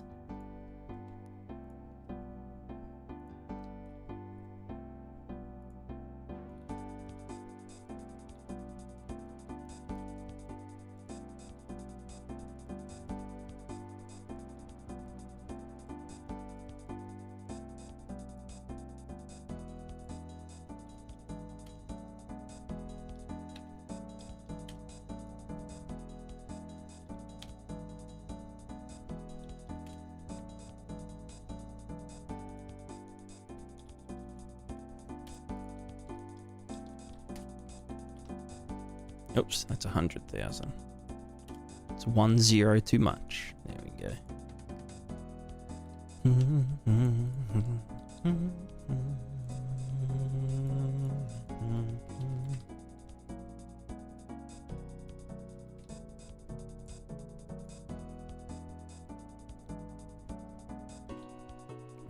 Let me go.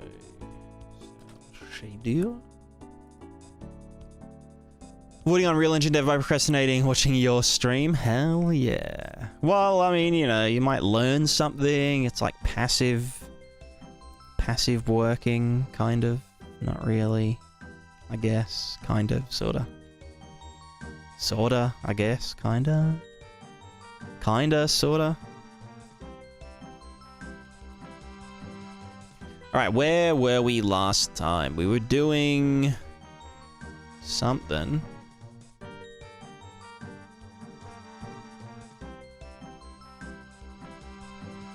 Wind.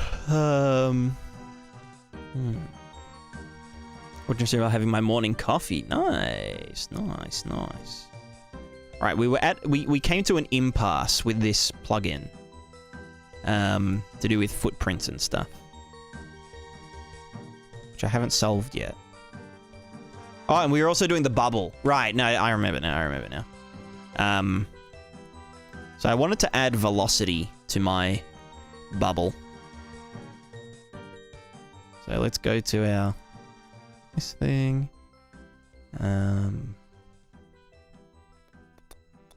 Also, we can delete this now. Let's go to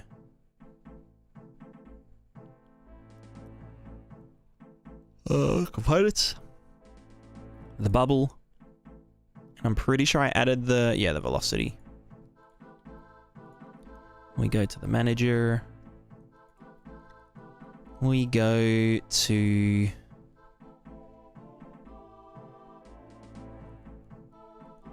yeah. Where's our tickers? Interaction bubble, velocity and strength, bubble location, radius. Okay, so that's all set. Now just in here, we need to do stuff.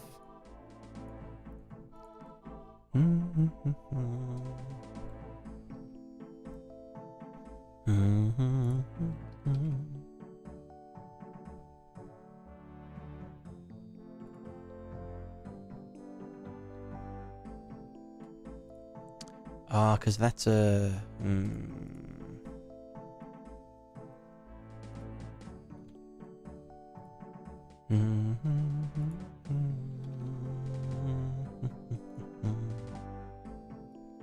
It has to be a fourther. Oh, that's fine though, that's fine. Deform, blah blah blah, draw interaction bubbles. Hello. Let's get our bubble location and radius. We're gonna... Can we duplicate? We'll just do array for vector array, bubble, velocity and strength. We're gonna get you. Bam.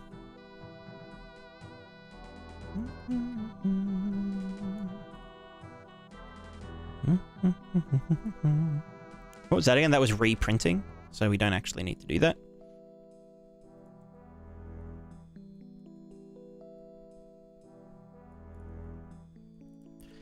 Interaction bubble can just be a float 4 now. So new 4vec interaction bubbles. Remove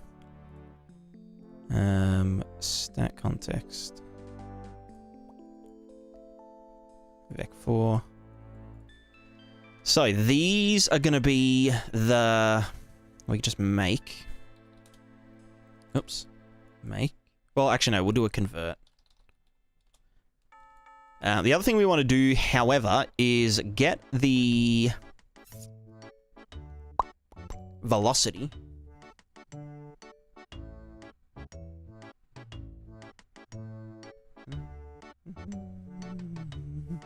basically just the XY velocity.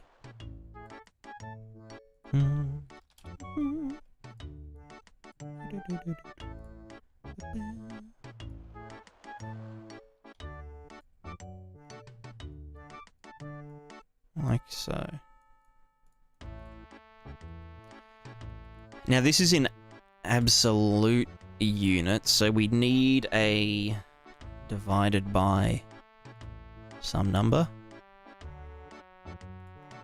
Do 400, so 400 is character default speed, and that's sort of the... maybe 600 would be better.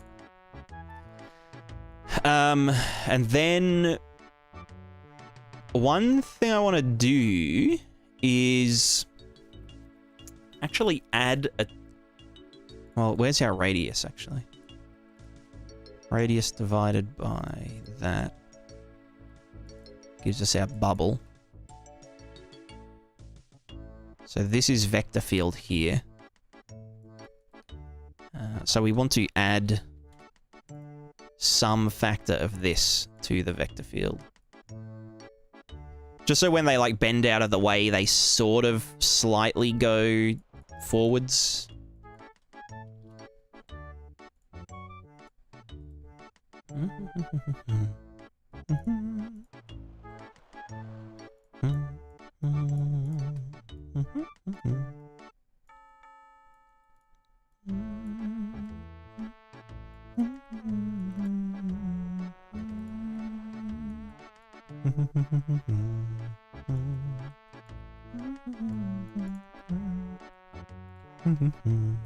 And then this by itself will go there, there, and then that will go into the... So we'll do two 2D inputs to create a 4D input. You are that, you are that, you're ZW, you are RG, and then you go into the interaction bubbles for vector. Cool. Right, so then we can just do... Oh, fuck. Where did everything go? Why is everything... Oh. When did I... It's weird. So let's draw interaction bubbles. Then in here, in draw deform, we're going to go bubble. Why can I not get stack context for that?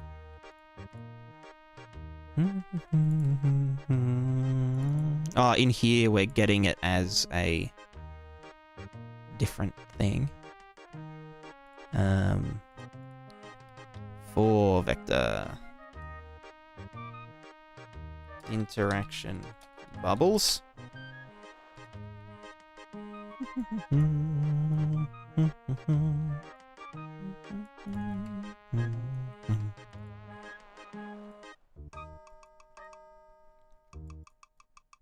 So there's the trampling stuff, and then...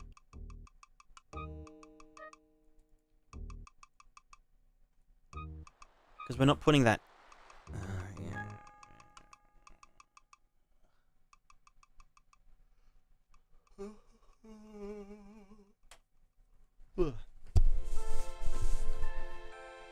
What's the GPU? My GPU, you can do exclamation mark PC or exclamation mark specs or spec or something.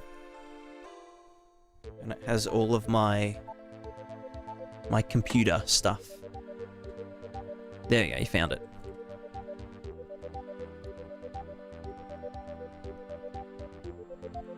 All good, all good.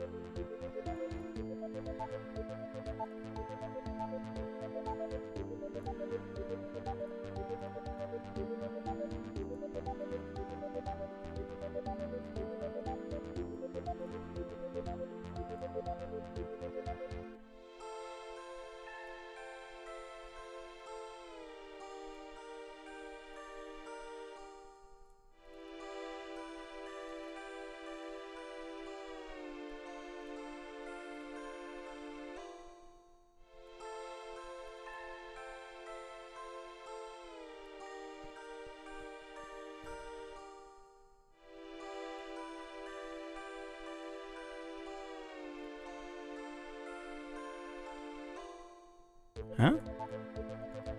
Oh, right. Vector interaction bubbles.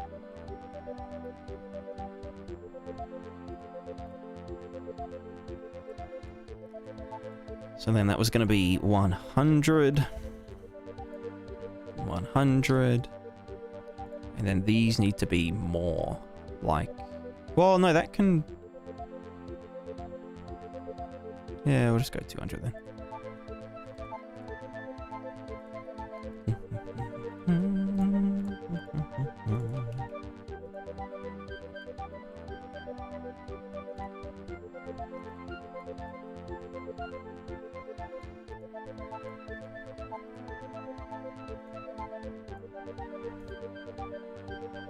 Cool. So now these actually need to use that thing.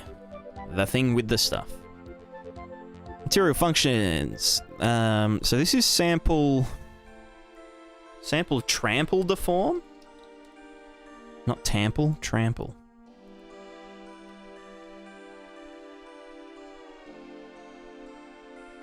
Trample deform, and then if we just duplicate this, this will be sample interaction bubbles. Which will... Don't need any blurring. Yeah, that's fine. We do need... Yeah, that. We get the... Yeah. We don't need LOD stuff. You can piss off. Piss off. Don't need them. You go there. You go there. Actually, in fact, we can just... That can yeet. Yeah, no, we literally just have the one, so this is... Interaction... Bub. And we want... Oh. This is the... Bubble... Vector field. And this is the bubble...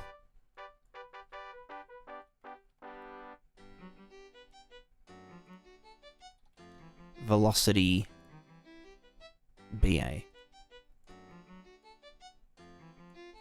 Ba. Bubble velocity ba. Velocity ba. So the idea is for something like this, which I have example materials, we've got the reeds. They're just chilling, chilling, chilling. Instead of using sample trample deform, we're going to sample bubble. You're going to go into there. So if we just did this, we'll get like the initial effect back.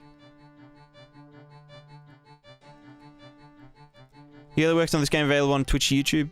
You mean like the very early stuff? Kind of, I guess. I don't know. I mean, there's devlogs. The first few devlogs, I guess.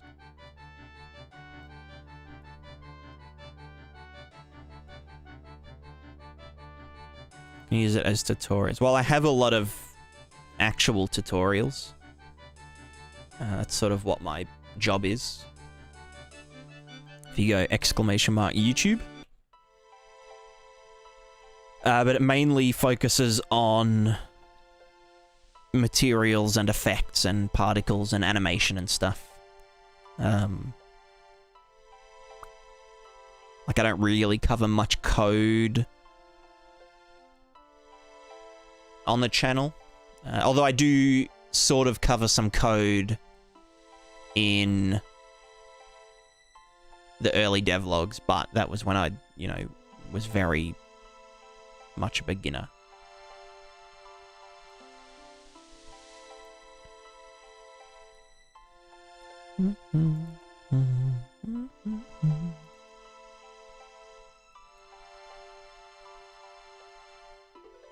Huh. Why are you a 512er? That ain't it, chieftain.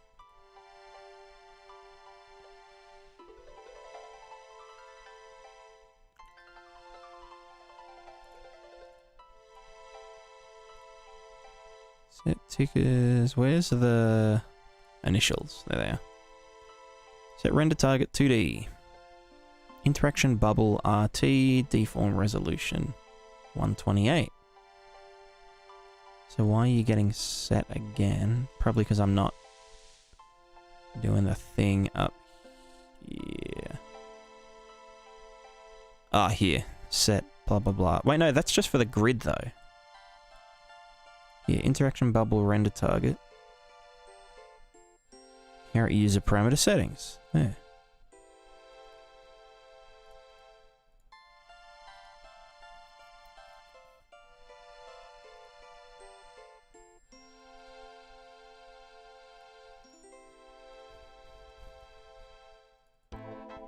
Is it maybe not getting set in here? Interaction bubble render target right there. Why are you not getting set then?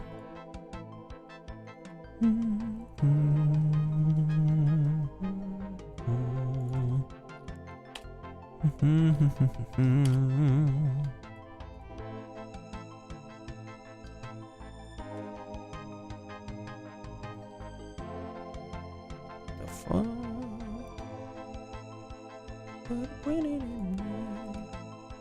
Maybe it's because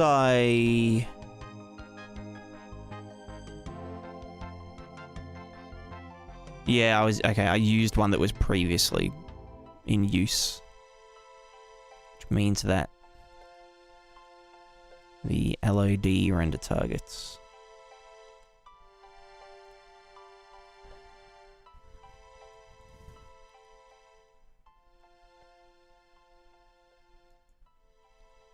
Nope, no, I meant in there. Yeah, there it is. See ya, and bye. No, I meant clear. And maybe I'll clear it from here as well. Oops.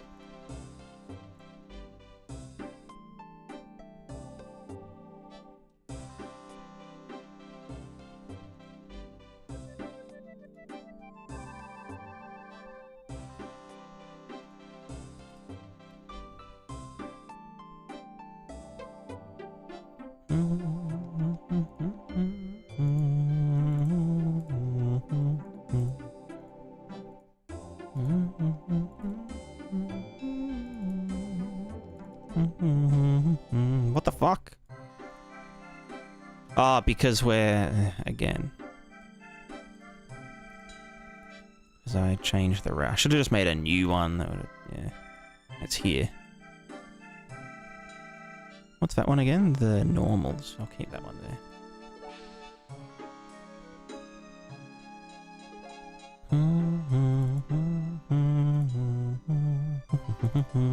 Alright, so this is no longer broken. Now we just need to find out what the hell is making it not print. So you're fine. The R and the G, yeah. Oh. Whoop, whoop. Whoop, whoop.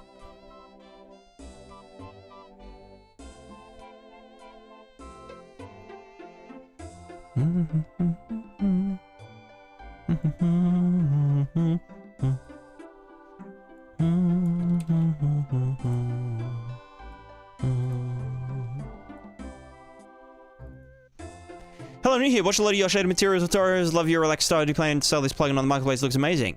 Thank you. Yes, I am. It will be $29.99 American dollars.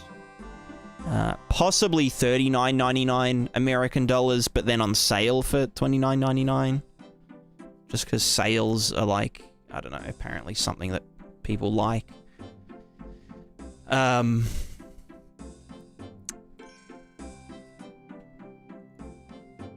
Yeah. So, yeah.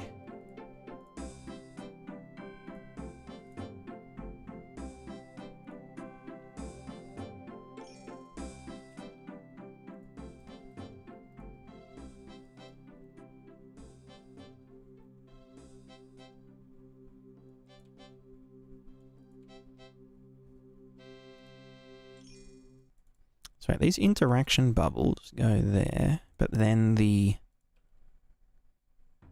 deform foliage. Well, oh, that's where it's going wrong. You dumbass. A deform input, deform sim, which needs to use the interaction bubbles, which is no longer a 2D value. It's a sample for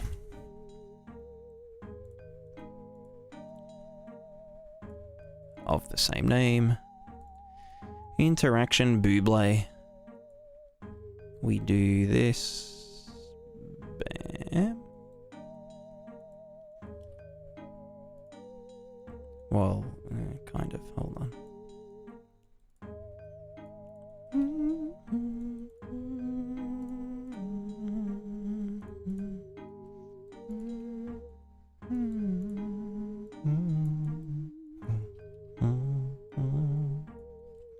Because you need to get length for... Wait, what are you again? You're the deform input. You're the fucking RG. Then that was getting the BA, which is now the RG of this one. Yikes.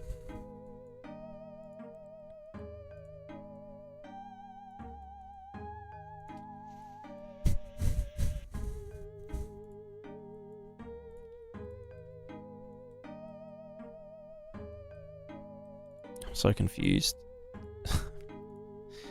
My brain. Also, I'm going to turn off my lighting setup real quick, just because it hurts my eyeballs. So, BRB. I might get something to eat as well.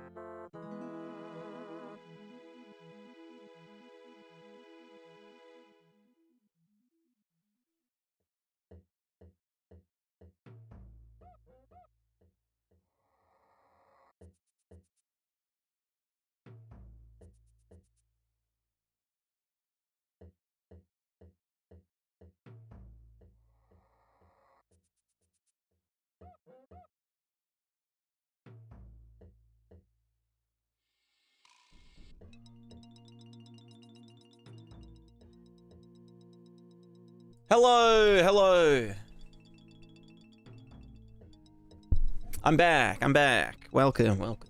Welcome back. Demikas, how's it going?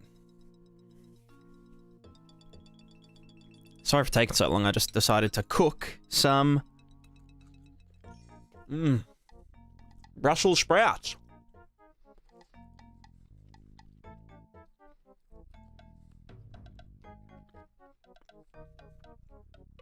Do you guys like Brussels sprouts? Any Brussels sprouts enjoyers? Partly steamed and then cut in half and fried, like shallow fried in a pan with some almond flakes. Ooh. So good. Yeah, hot.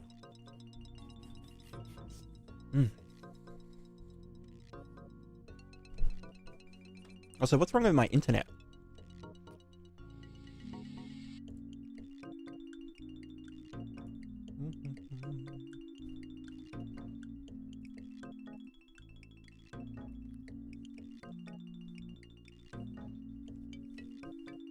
Olive oil, bring of course Caesar. Yeah, that's literally like fried them in olive oil with heaps of salt. Big salt on top. So good.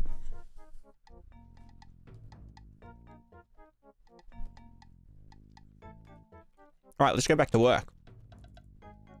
So,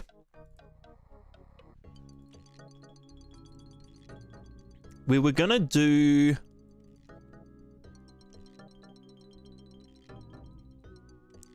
so this wind uses its own wind, doesn't it? Yeah, draw wind capsules, blah, blah, blah. So we can probably do that with the deform stuff as well.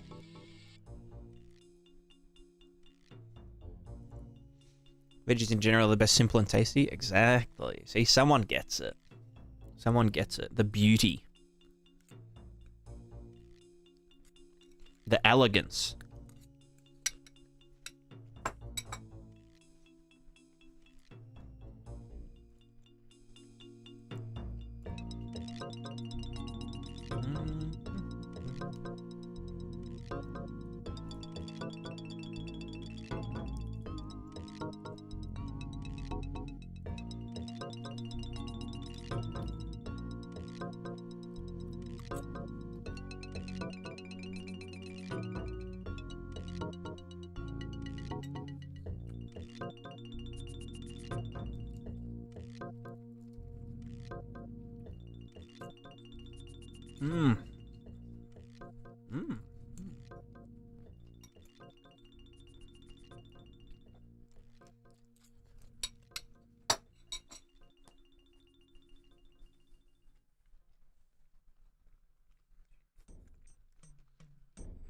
God, filming videos really takes it out of me.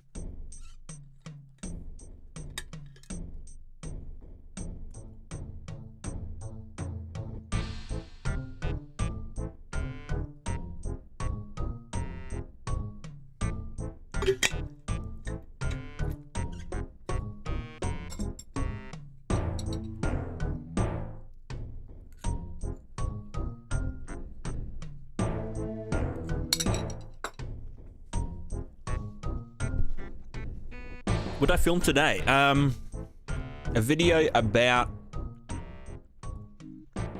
world position offset stickers, which is just something that I call it. I don't know what it's actually called, but yeah.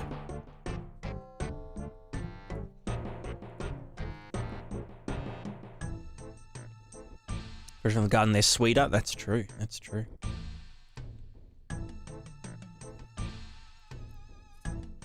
Especially like herbs and stuff are like, you have to get them straight from the garden. Like dried herbs just, it's just not it. It's just not it.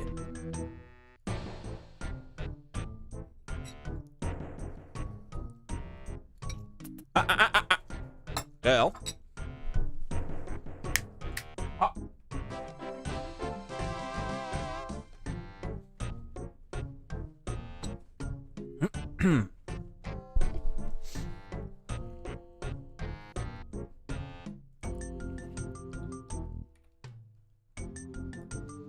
Yeah, I'm just thinking, do I even need this setup stuff, or can I just do... Because again, the footprints are different, but they're the same, but they're different, but they're blah, blah, blah, blah, blah.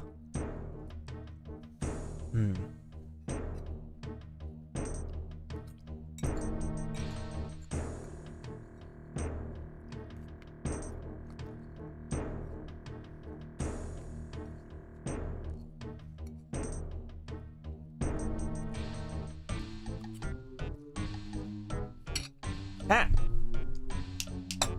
Up, down!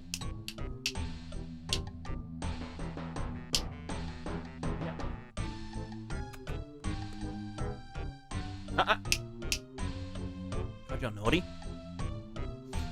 I'll get ya. Yeah. Up, down.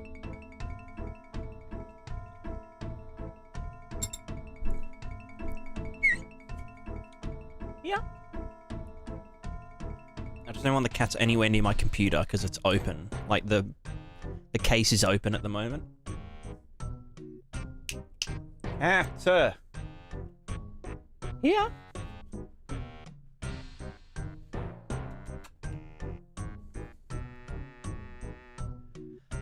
Oh, I just can't.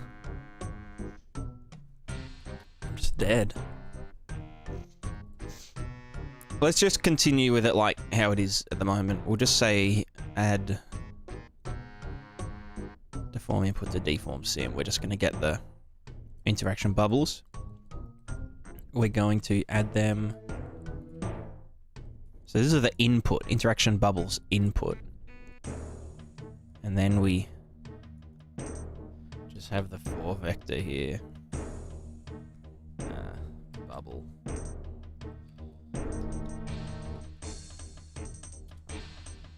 This one's stack context. Oh god.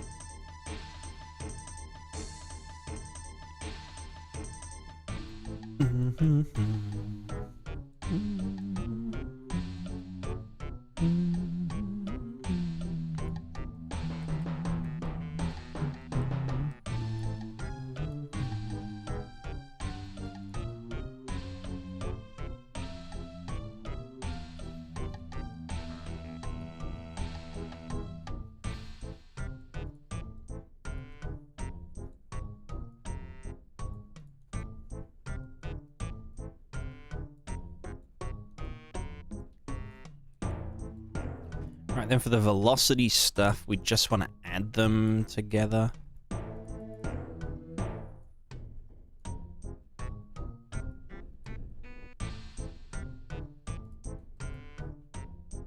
So rather than doing our length doodad,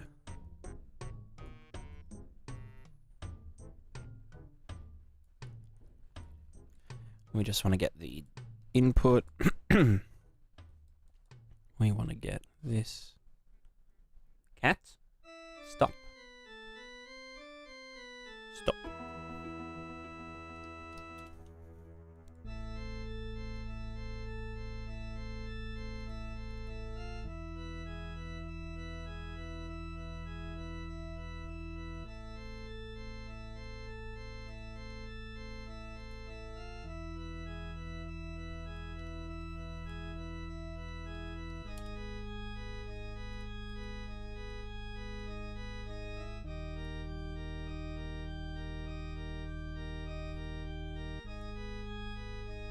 So this add should be add the stuff to the thing, which isn't going into there. It's instead going to... You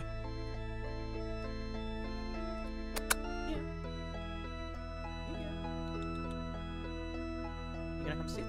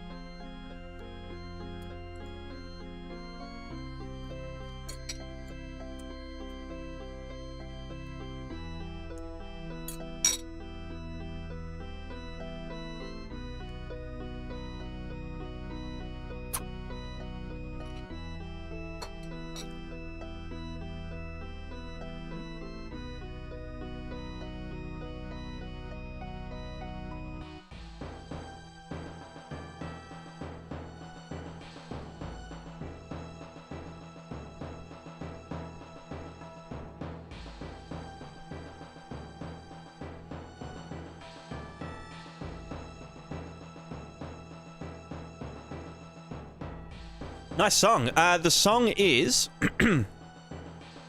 number 156 from the old school RuneScape soundtrack.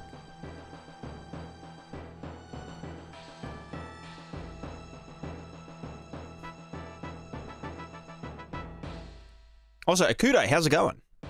Hello, fellow cauliflower enjoyer. True. Love me some collie.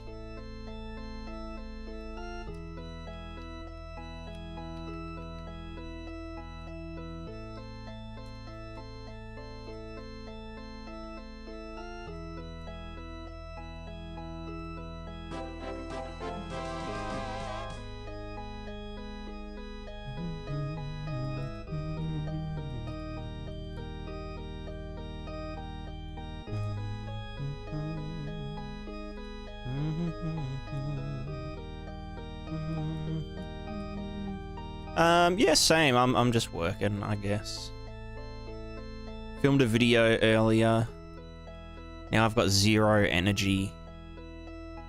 So I'm just pottering away at the plugin stuff.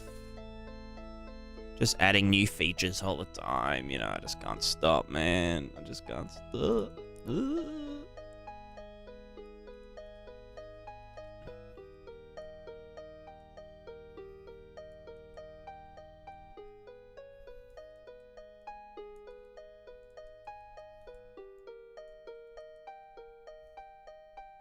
No, it's nearly done. It's nearly done. Like, actually. Maybe. Potentially.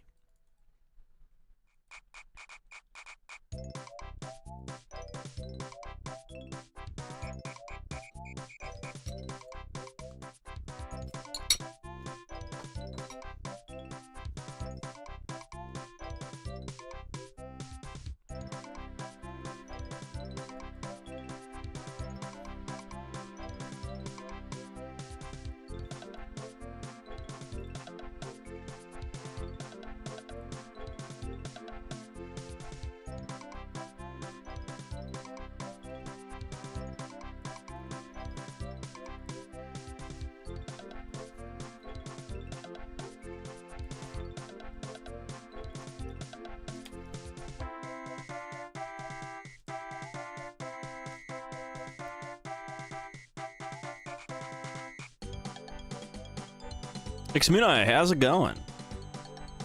Rat jam indeed. Or cat jam, sorry. Same thing. Cats and rats are the same. Aren't you, cat?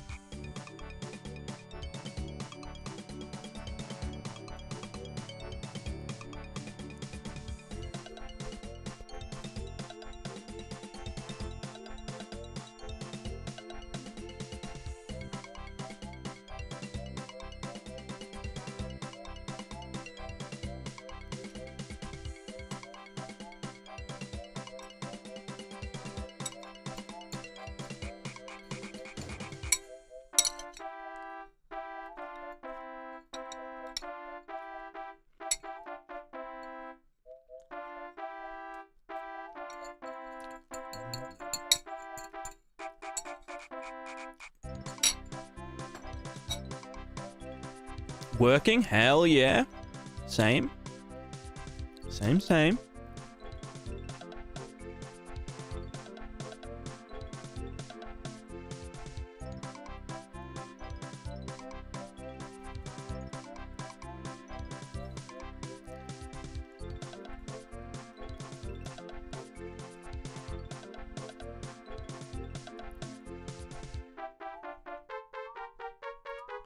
Can't remember what.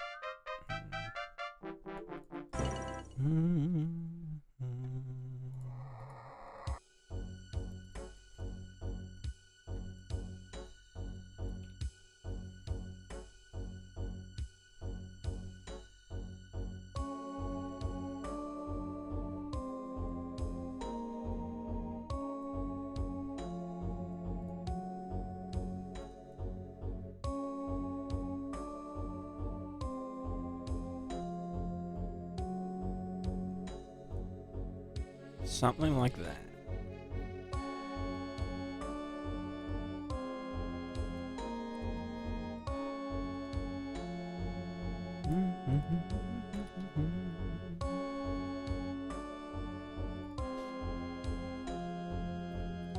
Right, we get nothing. Why is this?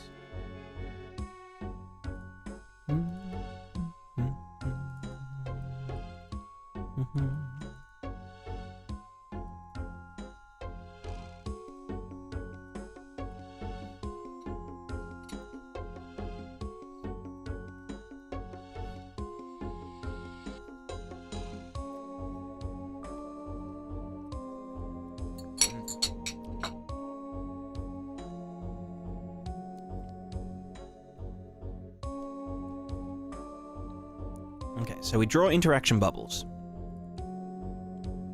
Blah, blah, blah, blah, blah, blah, blah. Bubble location radius, bubble... Oh, I'm not setting them, am I? No, I did set them.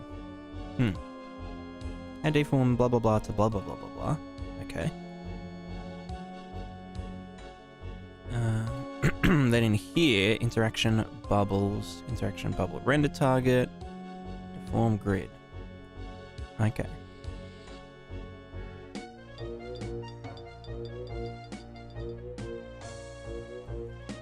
Draw interaction bubbles, da da da da da. Interaction bubbles stack context. Stack context. What if we just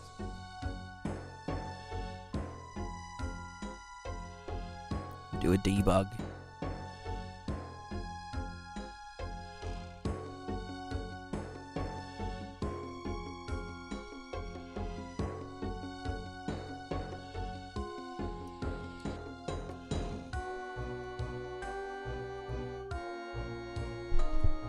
Okay, hello, hello. Who's well aside from this PC? Yeah, it's I mean, I've kind of sorted it, I've temporarily sorted it out. I'm just waiting on some parts to arrive. Alright, where is the...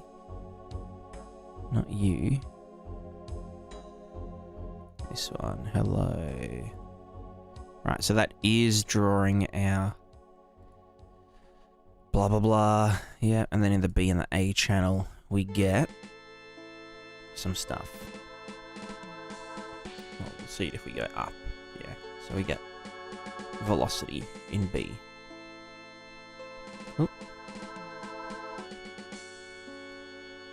Right, so that is doing its thing.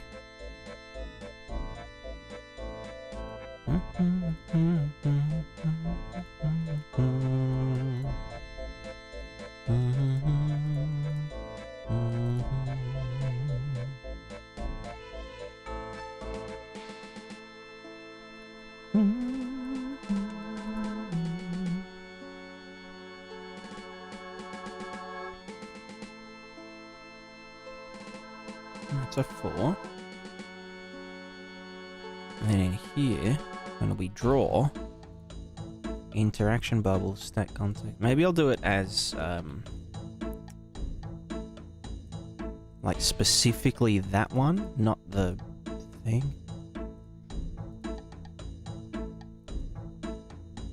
Nothing. Oh no, wait, we're getting something. Hold on. Oh, we're not offsetting it though. Why isn't the R and the G going there?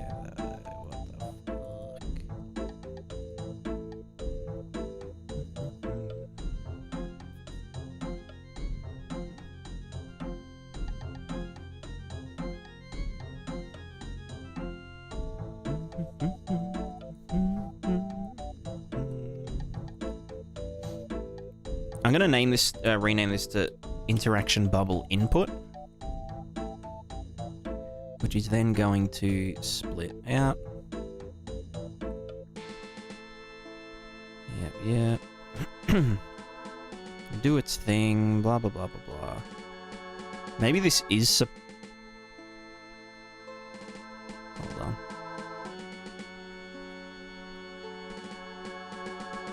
Now I'm just confused. Yeah, so that is XY, blah, blah, blah. And you are the XY. Length of that minus that, saturate. So maybe it's supposed to be this way.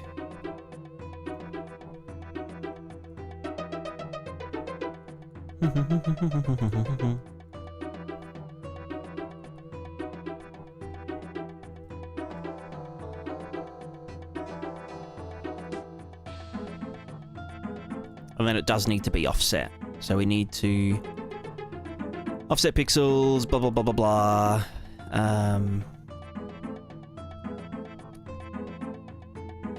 What's that for again?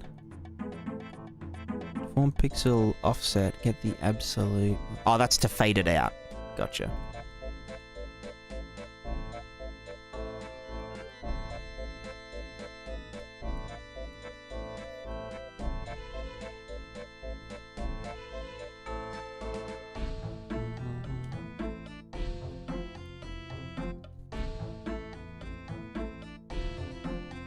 Wait, what am I... Okay. Yeah, no, we just want to get this.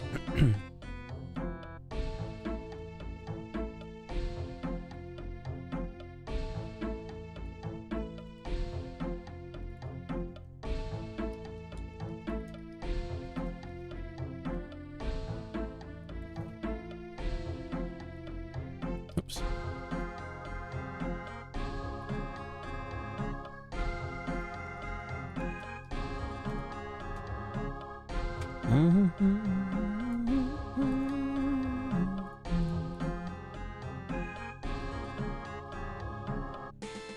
Alright, the last thing I'll need to do is...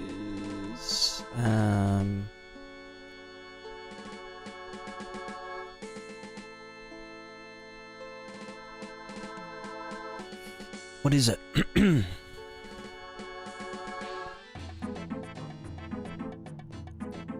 For interaction bubble...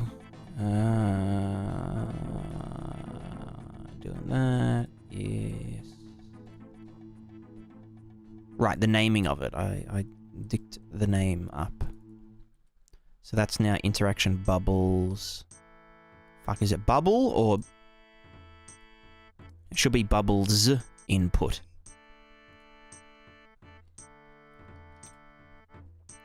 And then where I was sampling that in... Not there. In here. Bubbles input. Hello. Alright, just save all.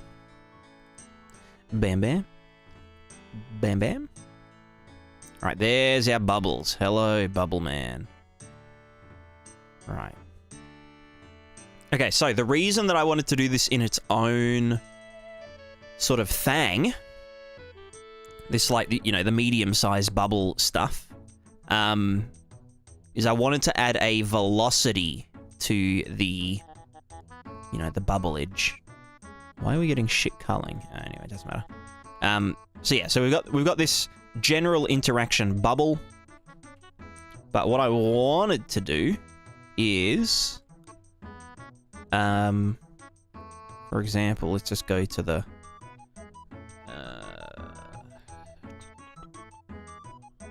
example materials, the reads. If we just put the velocity in instead, which is not, it's like a normalized velocity, not a true velocity, true blue velocity. You can see that it's essentially the same thing, but it just moves them in the direction of the movement. But what we want to use it for, so the difference is if we stay still, the velocity doesn't, you know, do its thing. Also, we do want these to fade out now, so we can add the fade again.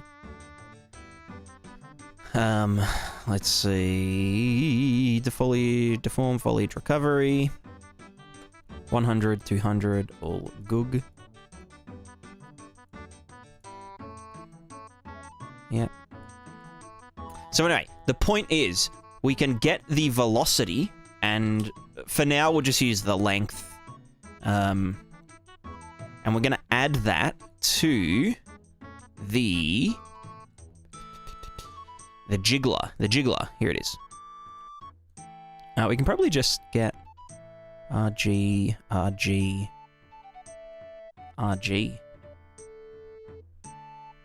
Oh yeah, just add. Just chuck it in here, why not? So we can use the velocity as a, you know, you'll see. Okay, apparently not.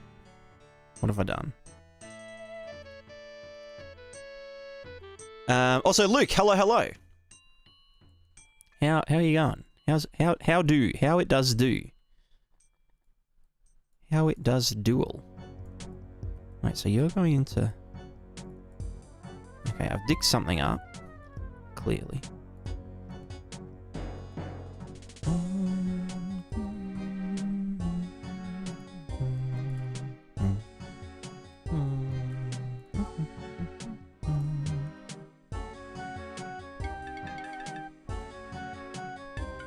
It was working like just a second ago, brother. What the fuck? Bubbles. Wait, no, none of it's working now. Right, so something must have thrown an error in here. Yeah. Anyway. No? What the fuck? Sorry, let me catch up on the chat real quick. Have you seen Pirate Software Guy and how much he's blown up over the last month? Good to see GameDev do that well on Twitch, YouTube. Let me check. I mean, I know who he is.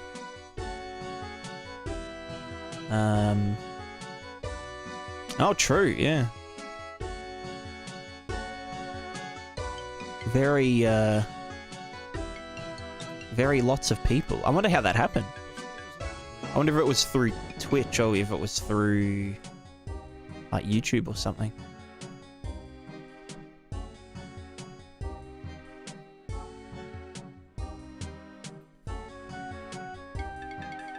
Oh, it could be through multi-streaming, maybe? Because I know he's got... Let's see. Like 600,000 subscribers on the YouTube. But again, that might have just been recently. Anyway.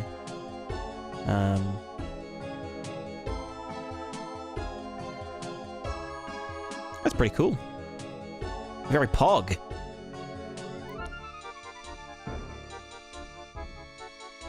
If only we could all do that. True. Nah, I wouldn't want to be big, like, I don't know. There's a lot of pressure that comes with having eyeballs on ya.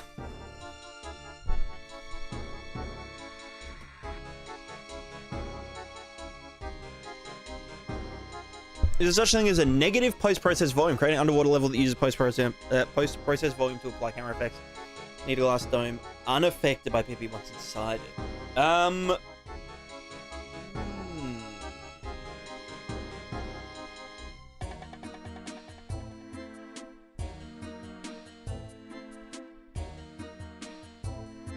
Interesting.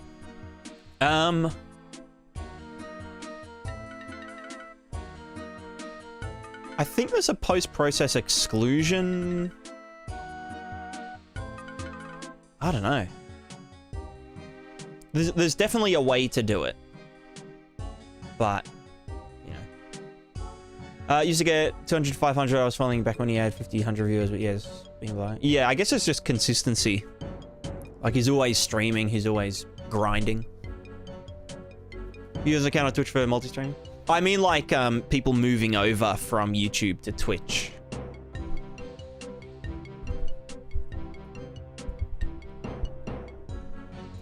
Do you know any non-CPP methods to construct physics bodies at runtime? Do you mean on a skeletal mesh?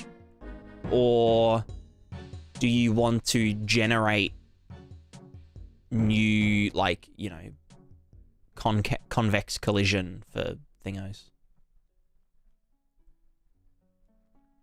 There's a lot of other social content posting, though, like YouTube. Yeah. Yeah, see, I'm not a big... I don't know. I feel like I don't really have much to advertise. Definitely like when Prismatica is a bit further along. I'll start doing like shorts and shit. Otherwise, I think like because the thing is, right, like game development kind of has two sides to it, right? There's like there's the video gamer facing side, and there's the other game developers side of it. And like the other game developers side of it is just all word of mouth, you know? Like, you know, I used to post on Reddit and stuff, but I just can't be bothered anymore. But like, I feel like anyone that, you know, like my YouTube content, because it's all like tutorials and explanation videos and whatnot, it's not really like accessible to like your average Joe. So it's not really worth like promoting per se. And, you know, all of my growth just comes from word of mouth and, you know, just like people getting recommended videos when they start learning Unreal Engine.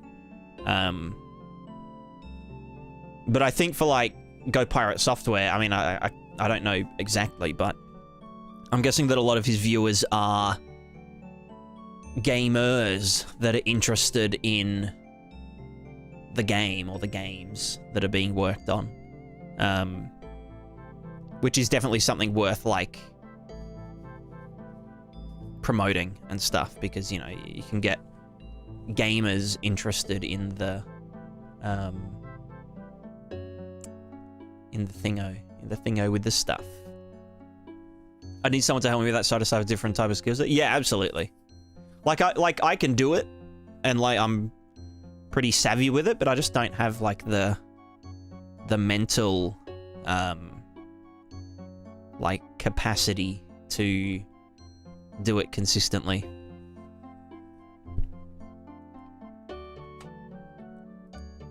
Like I'd rather just keep chipping away at stuff than do that, you know?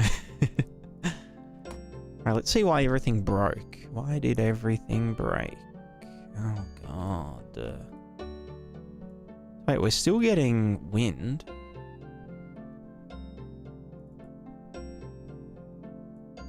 Where's our... What the... Is one of the modules broken? What happened here? Or did I untick something accidentally? Oh, maybe it's... disappearing too quickly?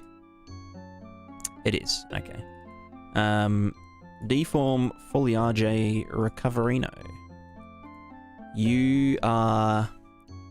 Deform Pixel. Oh, wait, am I even... I'm not even inputting stuff to it. That should be...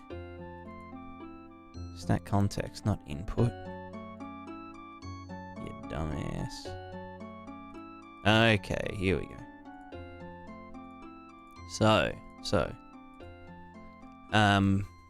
Okay, so here's our bubble, right? But then we can use the velocity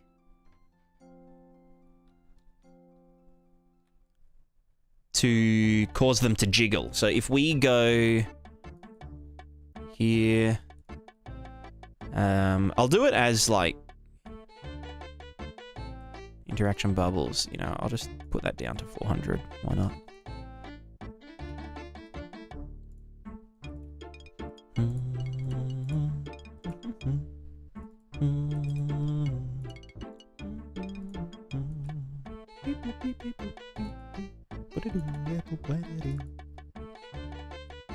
So then we get the bubble velocity, we add. Get the length of the final thinger. And that's going to be our jiggle amount. I'll go a little bit more.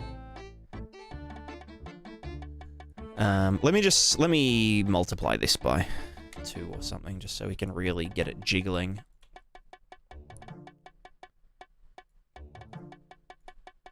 So the idea is, yeah, literally that. So we have, if we're not moving, they still deform out of the way. But when we move, they jiggle. So it's like we collide with, you know, we collide with it. Like that. See, that's kind of cool.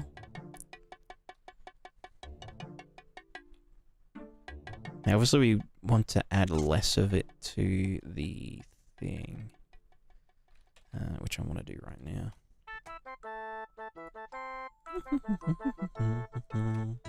There's a reason you can't go above 100 when multiplying distance field gradients. It's like 100-ish. Sometimes you can get to like 250. It kind of depends on the mesh sometimes, but essentially what it is measuring is the distance from the surface. So it's a field. So if we've got this thing here, it's saying like, you know, we are 100 units away, and here we are 0 units away, and here is 50. And that's using like a distance field, right? That gets generated, you know, on the thing. Now, the distance field isn't infinitely big. Because, you know, it can't be. That would take infinite memory. So they have like a like maximum distance. And I think it's set to undefined or like infinity. So then when you divide and, you know, clamp it and whatever, and then 1 minus it, flip it around the other way so that this is 1 and that's 0, this becomes, well, negative infinity. Well, yeah, if you didn't clamp it, it would become negative infinity. Or if you clamp it, it'll become 0. But if you are using it to actually get the distance, yeah, I'm pretty sure it's infinity when you're outside of any kind of distance field thinger. I don't think you can change the maximum distance. You can change like the resolution or the quality of the distance field in the settings, but I don't think you can actually change the maximum reach. So there's sort of it depends on what you're trying to do with the distance fields. You know, but there might be other methods. So like if you're doing a landscape based effect, you might want to use like a RVT height map rather than distance fields to do something there, because you know, has infinite. You can anyway. My brain's not working. Sorry, I'm too dumb.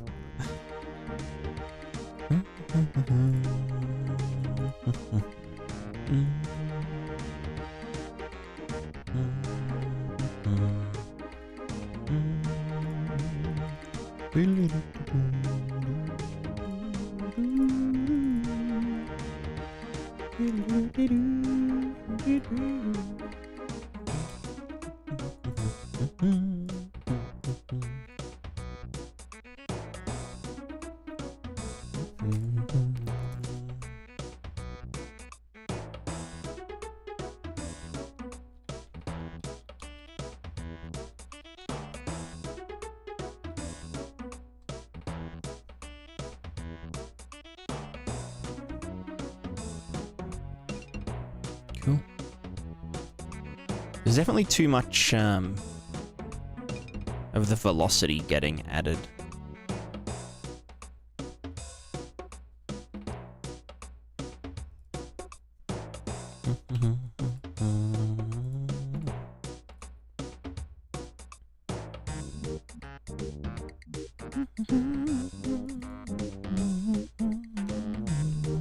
There should probably be delta timed it.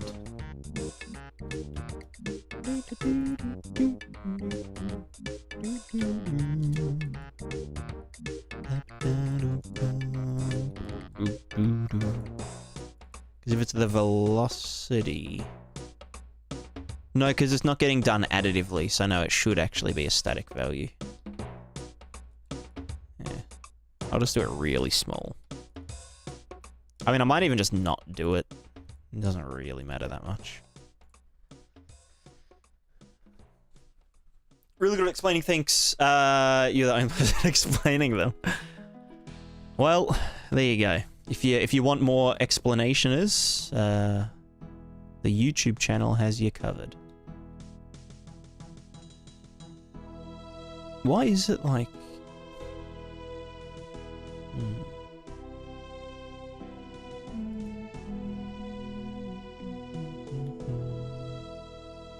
What if I... Yeah, no, maybe I am just tripping. Let's actually just look at the bubble.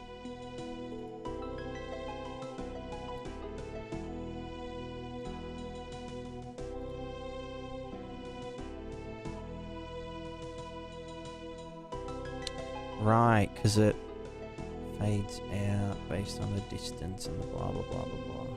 Like the length and whatnot. So we would need to... Yeah. I mean, that's fine.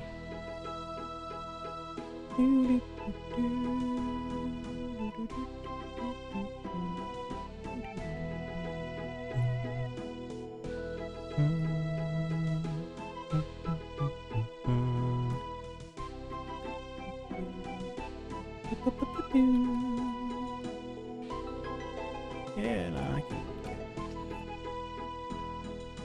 So we definitely don't want to add any to it.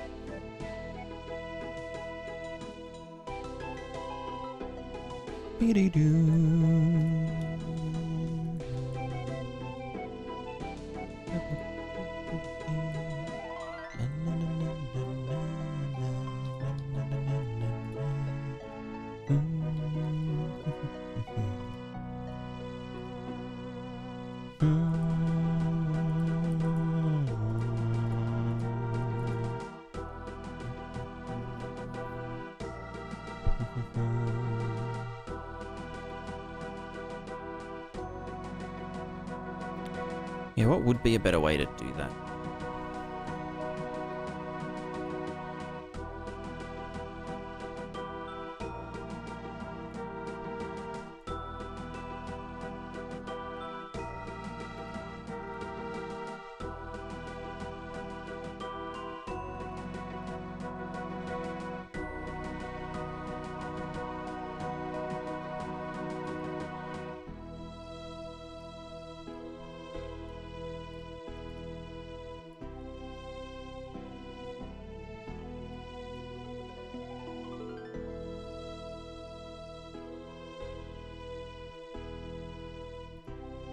Huh.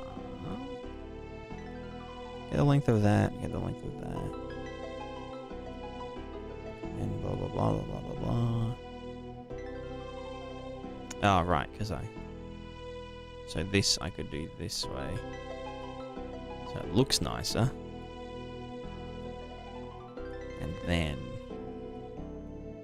yeet these around the other way. You go down here.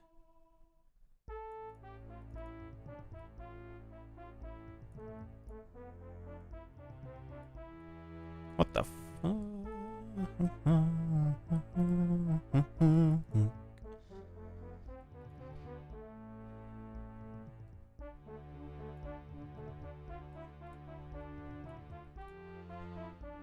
No, so that is supposed to go here. Then that goes like that. I just confused myself.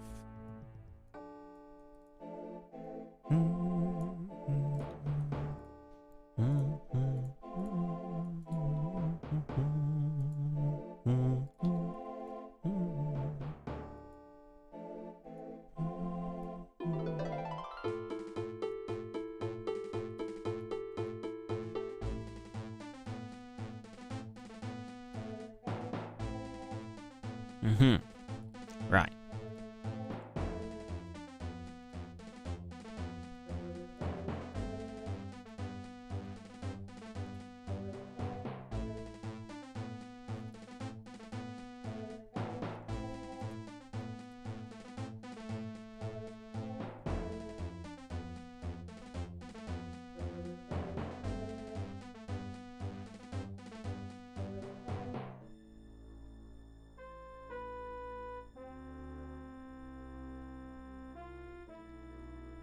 That's not pulling them, it's just releasing them from, yeah, being interacted with. Yeah. Cool. Still is like a little bit too...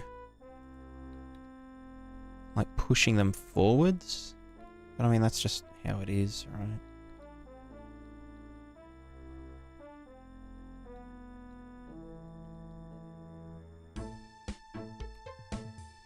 I mean, I could do... we don't want to clamp it, though. Have you become a plant yet? Yes.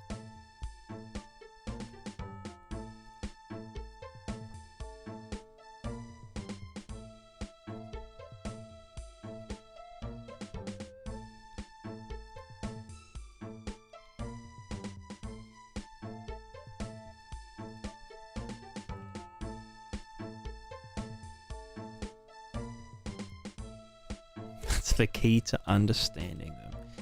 Yeah, you're not wrong. Wait, why aren't any of my...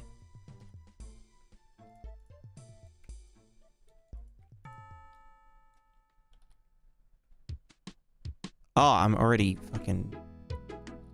Alt-P. There we go.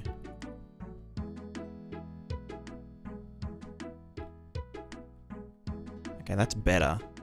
Yeah, they like... They come back quicker. Good night. But they don't jiggle as long now. Which I think is good. I mean, it kind of depends on the mesh, but yeah.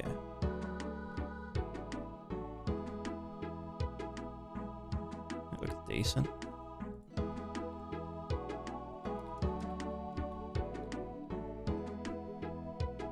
You know, obviously you can adjust the strength and the blah blah blah.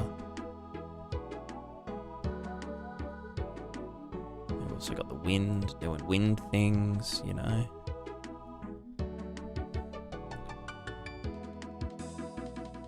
Saying goodnight to another human or one of your 5 cats? Both.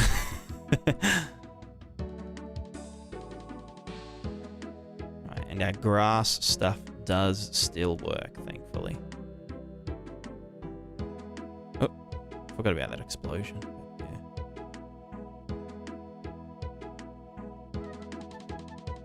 Yeah. Alright. So we still haven't solved our footprints dilemma.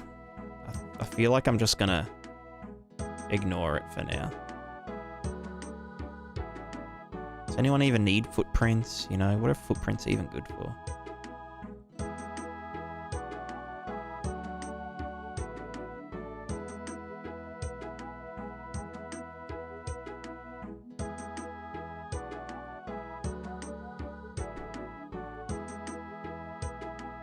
Yeah, this looks way more natural.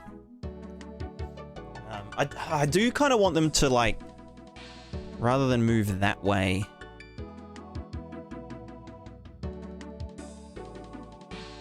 Well, no, because I guess it's more just for, like, slower moving things. They can kind of do that. But then if you are moving fast, yeah, they kind of get pushed in that direction. I mean, they still move sideways. Kind of. No, maybe I will add like a slight bias.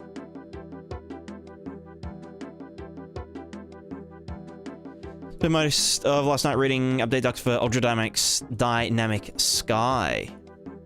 Maybe realize I need to set up one monitor for reading. True. I haven't used GDS. Seems pretty pog. Although it does, like, it does other, like... Pretty sure it comes with, like, a bunch of other effects. Like, you know, like, raindrops on, like, a material function for, like, when it's raining and stuff. So, like, it's kind of more... Isn't it just, like, a general weather system? How's that? Yeah. Gotcha.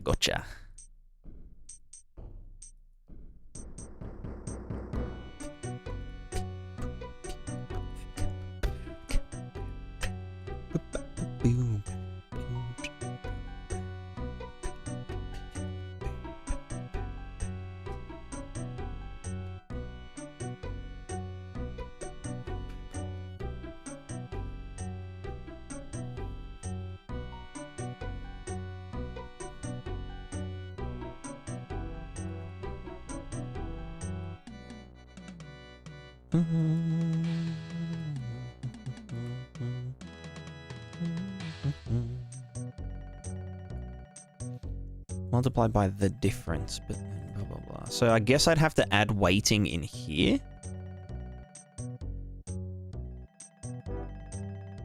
Or do... it's not as easy as just adding it over the top, is it? I could... ooh.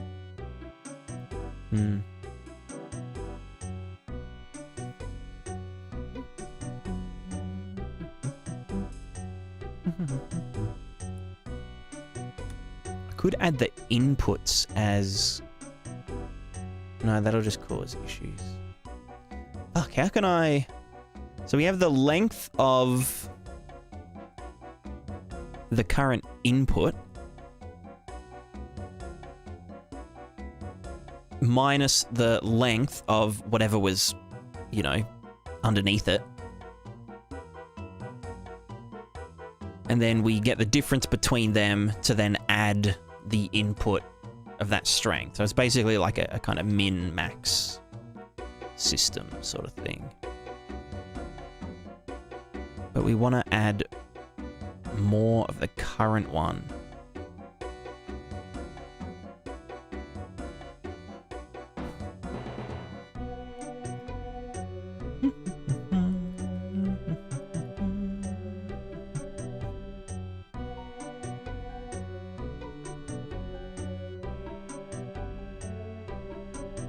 Like, we almost want to get the velocity and do some bullshit to it. But not really. No, I guess there's nothing wrong with it. I guess it's just how it is. Innit? I guess it's more to do with the...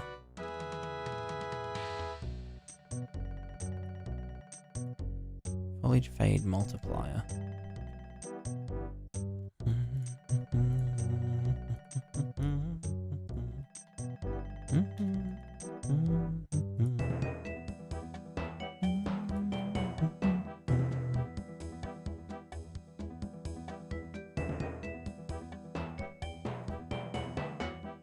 Because yeah, if we wanted it to fall back around the character, there's not really much we can do. I mean, like, that's fine, I guess. Like, fuck it. What do we expect? Like, for a slower moving character, it looks fine. They all get out of the way. If the character goes too fast, they sort of just chill. Yeah, it's fine. Fuck it. Yeah, it looks good. It looks good. Just relax. Alright. They need to fade slower.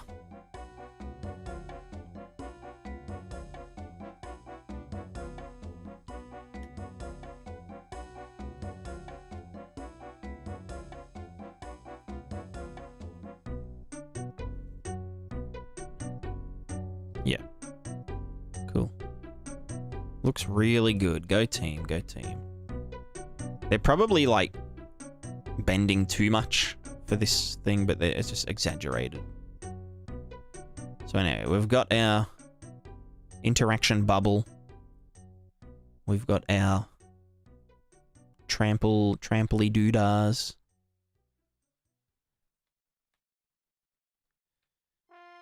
Which is accurate to the character collage.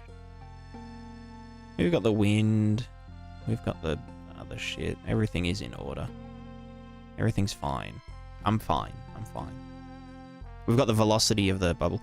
The other thing is, now I have two channels in the... so, like, the interaction bubble uses 4 channels now. It uses the R and G for the you know, the bend direction, but then it also uses the B and the A for the velocity. Because, you know, like, we want it to jiggle when something moves through it, but not when something's just standing in it, which is why we needed 2 separate values. You know, so that's why we have this jiggle, you know, bam, we add jiggle.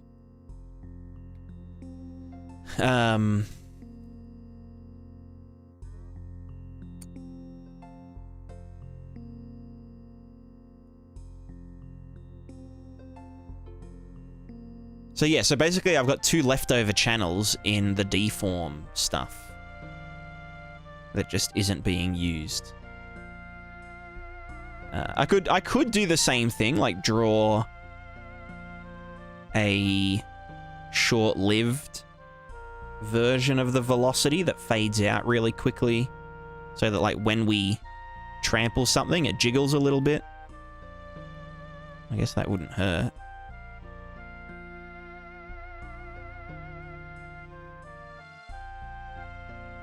Would make them feel a bit more dynamic, especially for like things that use the trample buffer, so that, like when we run over them, they jiggle. Yeah, maybe I'll do that for now.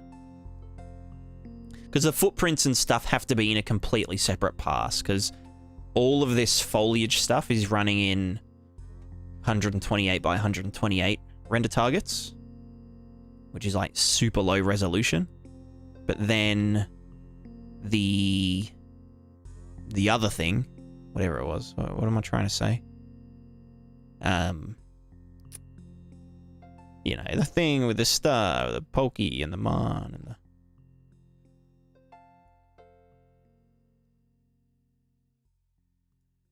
Yeah, I've forgotten what I'm... what I'm even saying.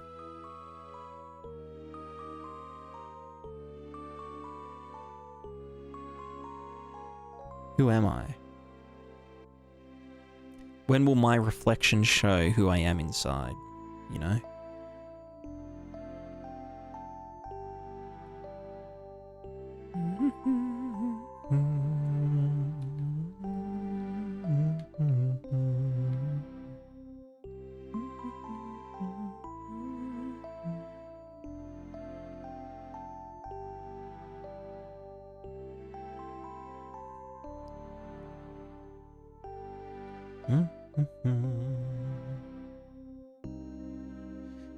Make them slow you down, maybe it makes sense, may look better. Yeah, that's true, that's true. I mean, that's something that I do. That's something for the user to do. Because it would be up to them whether they wanted these to have actual collision boxes, or if they just wanted to use a general volume to say, oh, you're in, you know, a cornfield, therefore slow them down slightly. Because, yeah, I know that I wouldn't want these to all have collision boxes.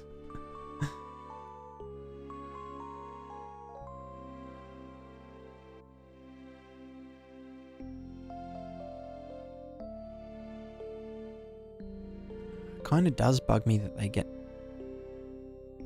Maybe I can use the velocity to make it go less forward. Actually, yeah, no, I could. So that it only prints more like the sideways stuff. That would make sense.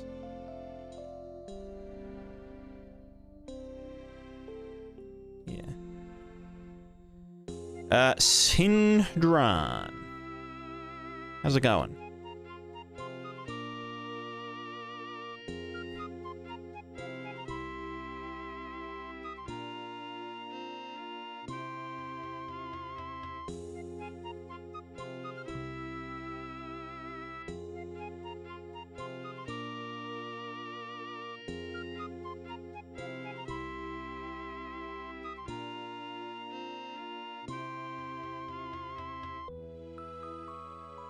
Oh, that's the other thing that I wanted the bubble to do, is to move, like, stuff around, you know? Stuff like that.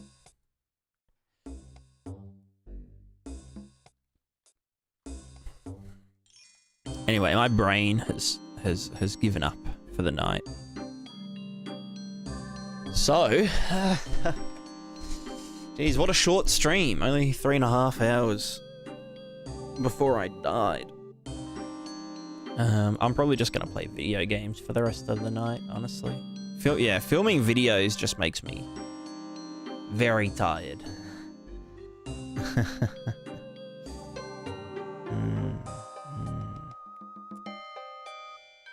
Do be like that. Right, who do we want to raid? Do I raid anyone? Maybe we just call it a night, you know, maybe, possibly, potentially.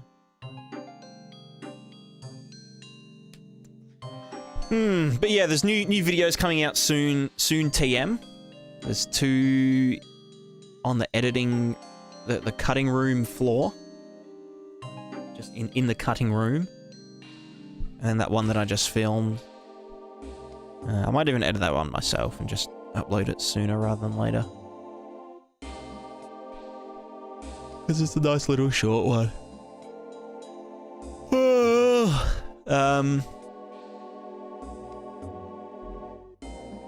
Thanks, Manny. Thanks for hanging out. Maybe we'll raid Pirate Software. My favorite thing to do.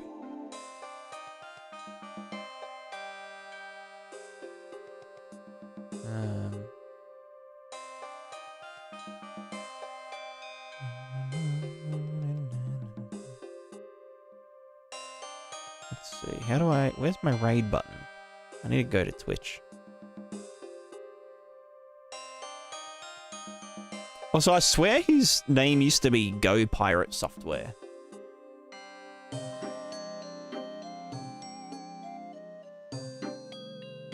Anyway, stream manager. Alright, thanks everyone. Everyone have a great night. And...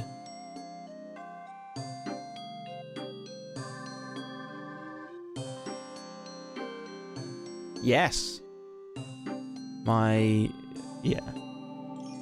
I'm just gonna eat heaps of food. My brain's just, it's just gone. It's just gone, man. I've hit a wall. All right, see you everyone. Have fun. See you all later. Goodbye. Gluten Targan.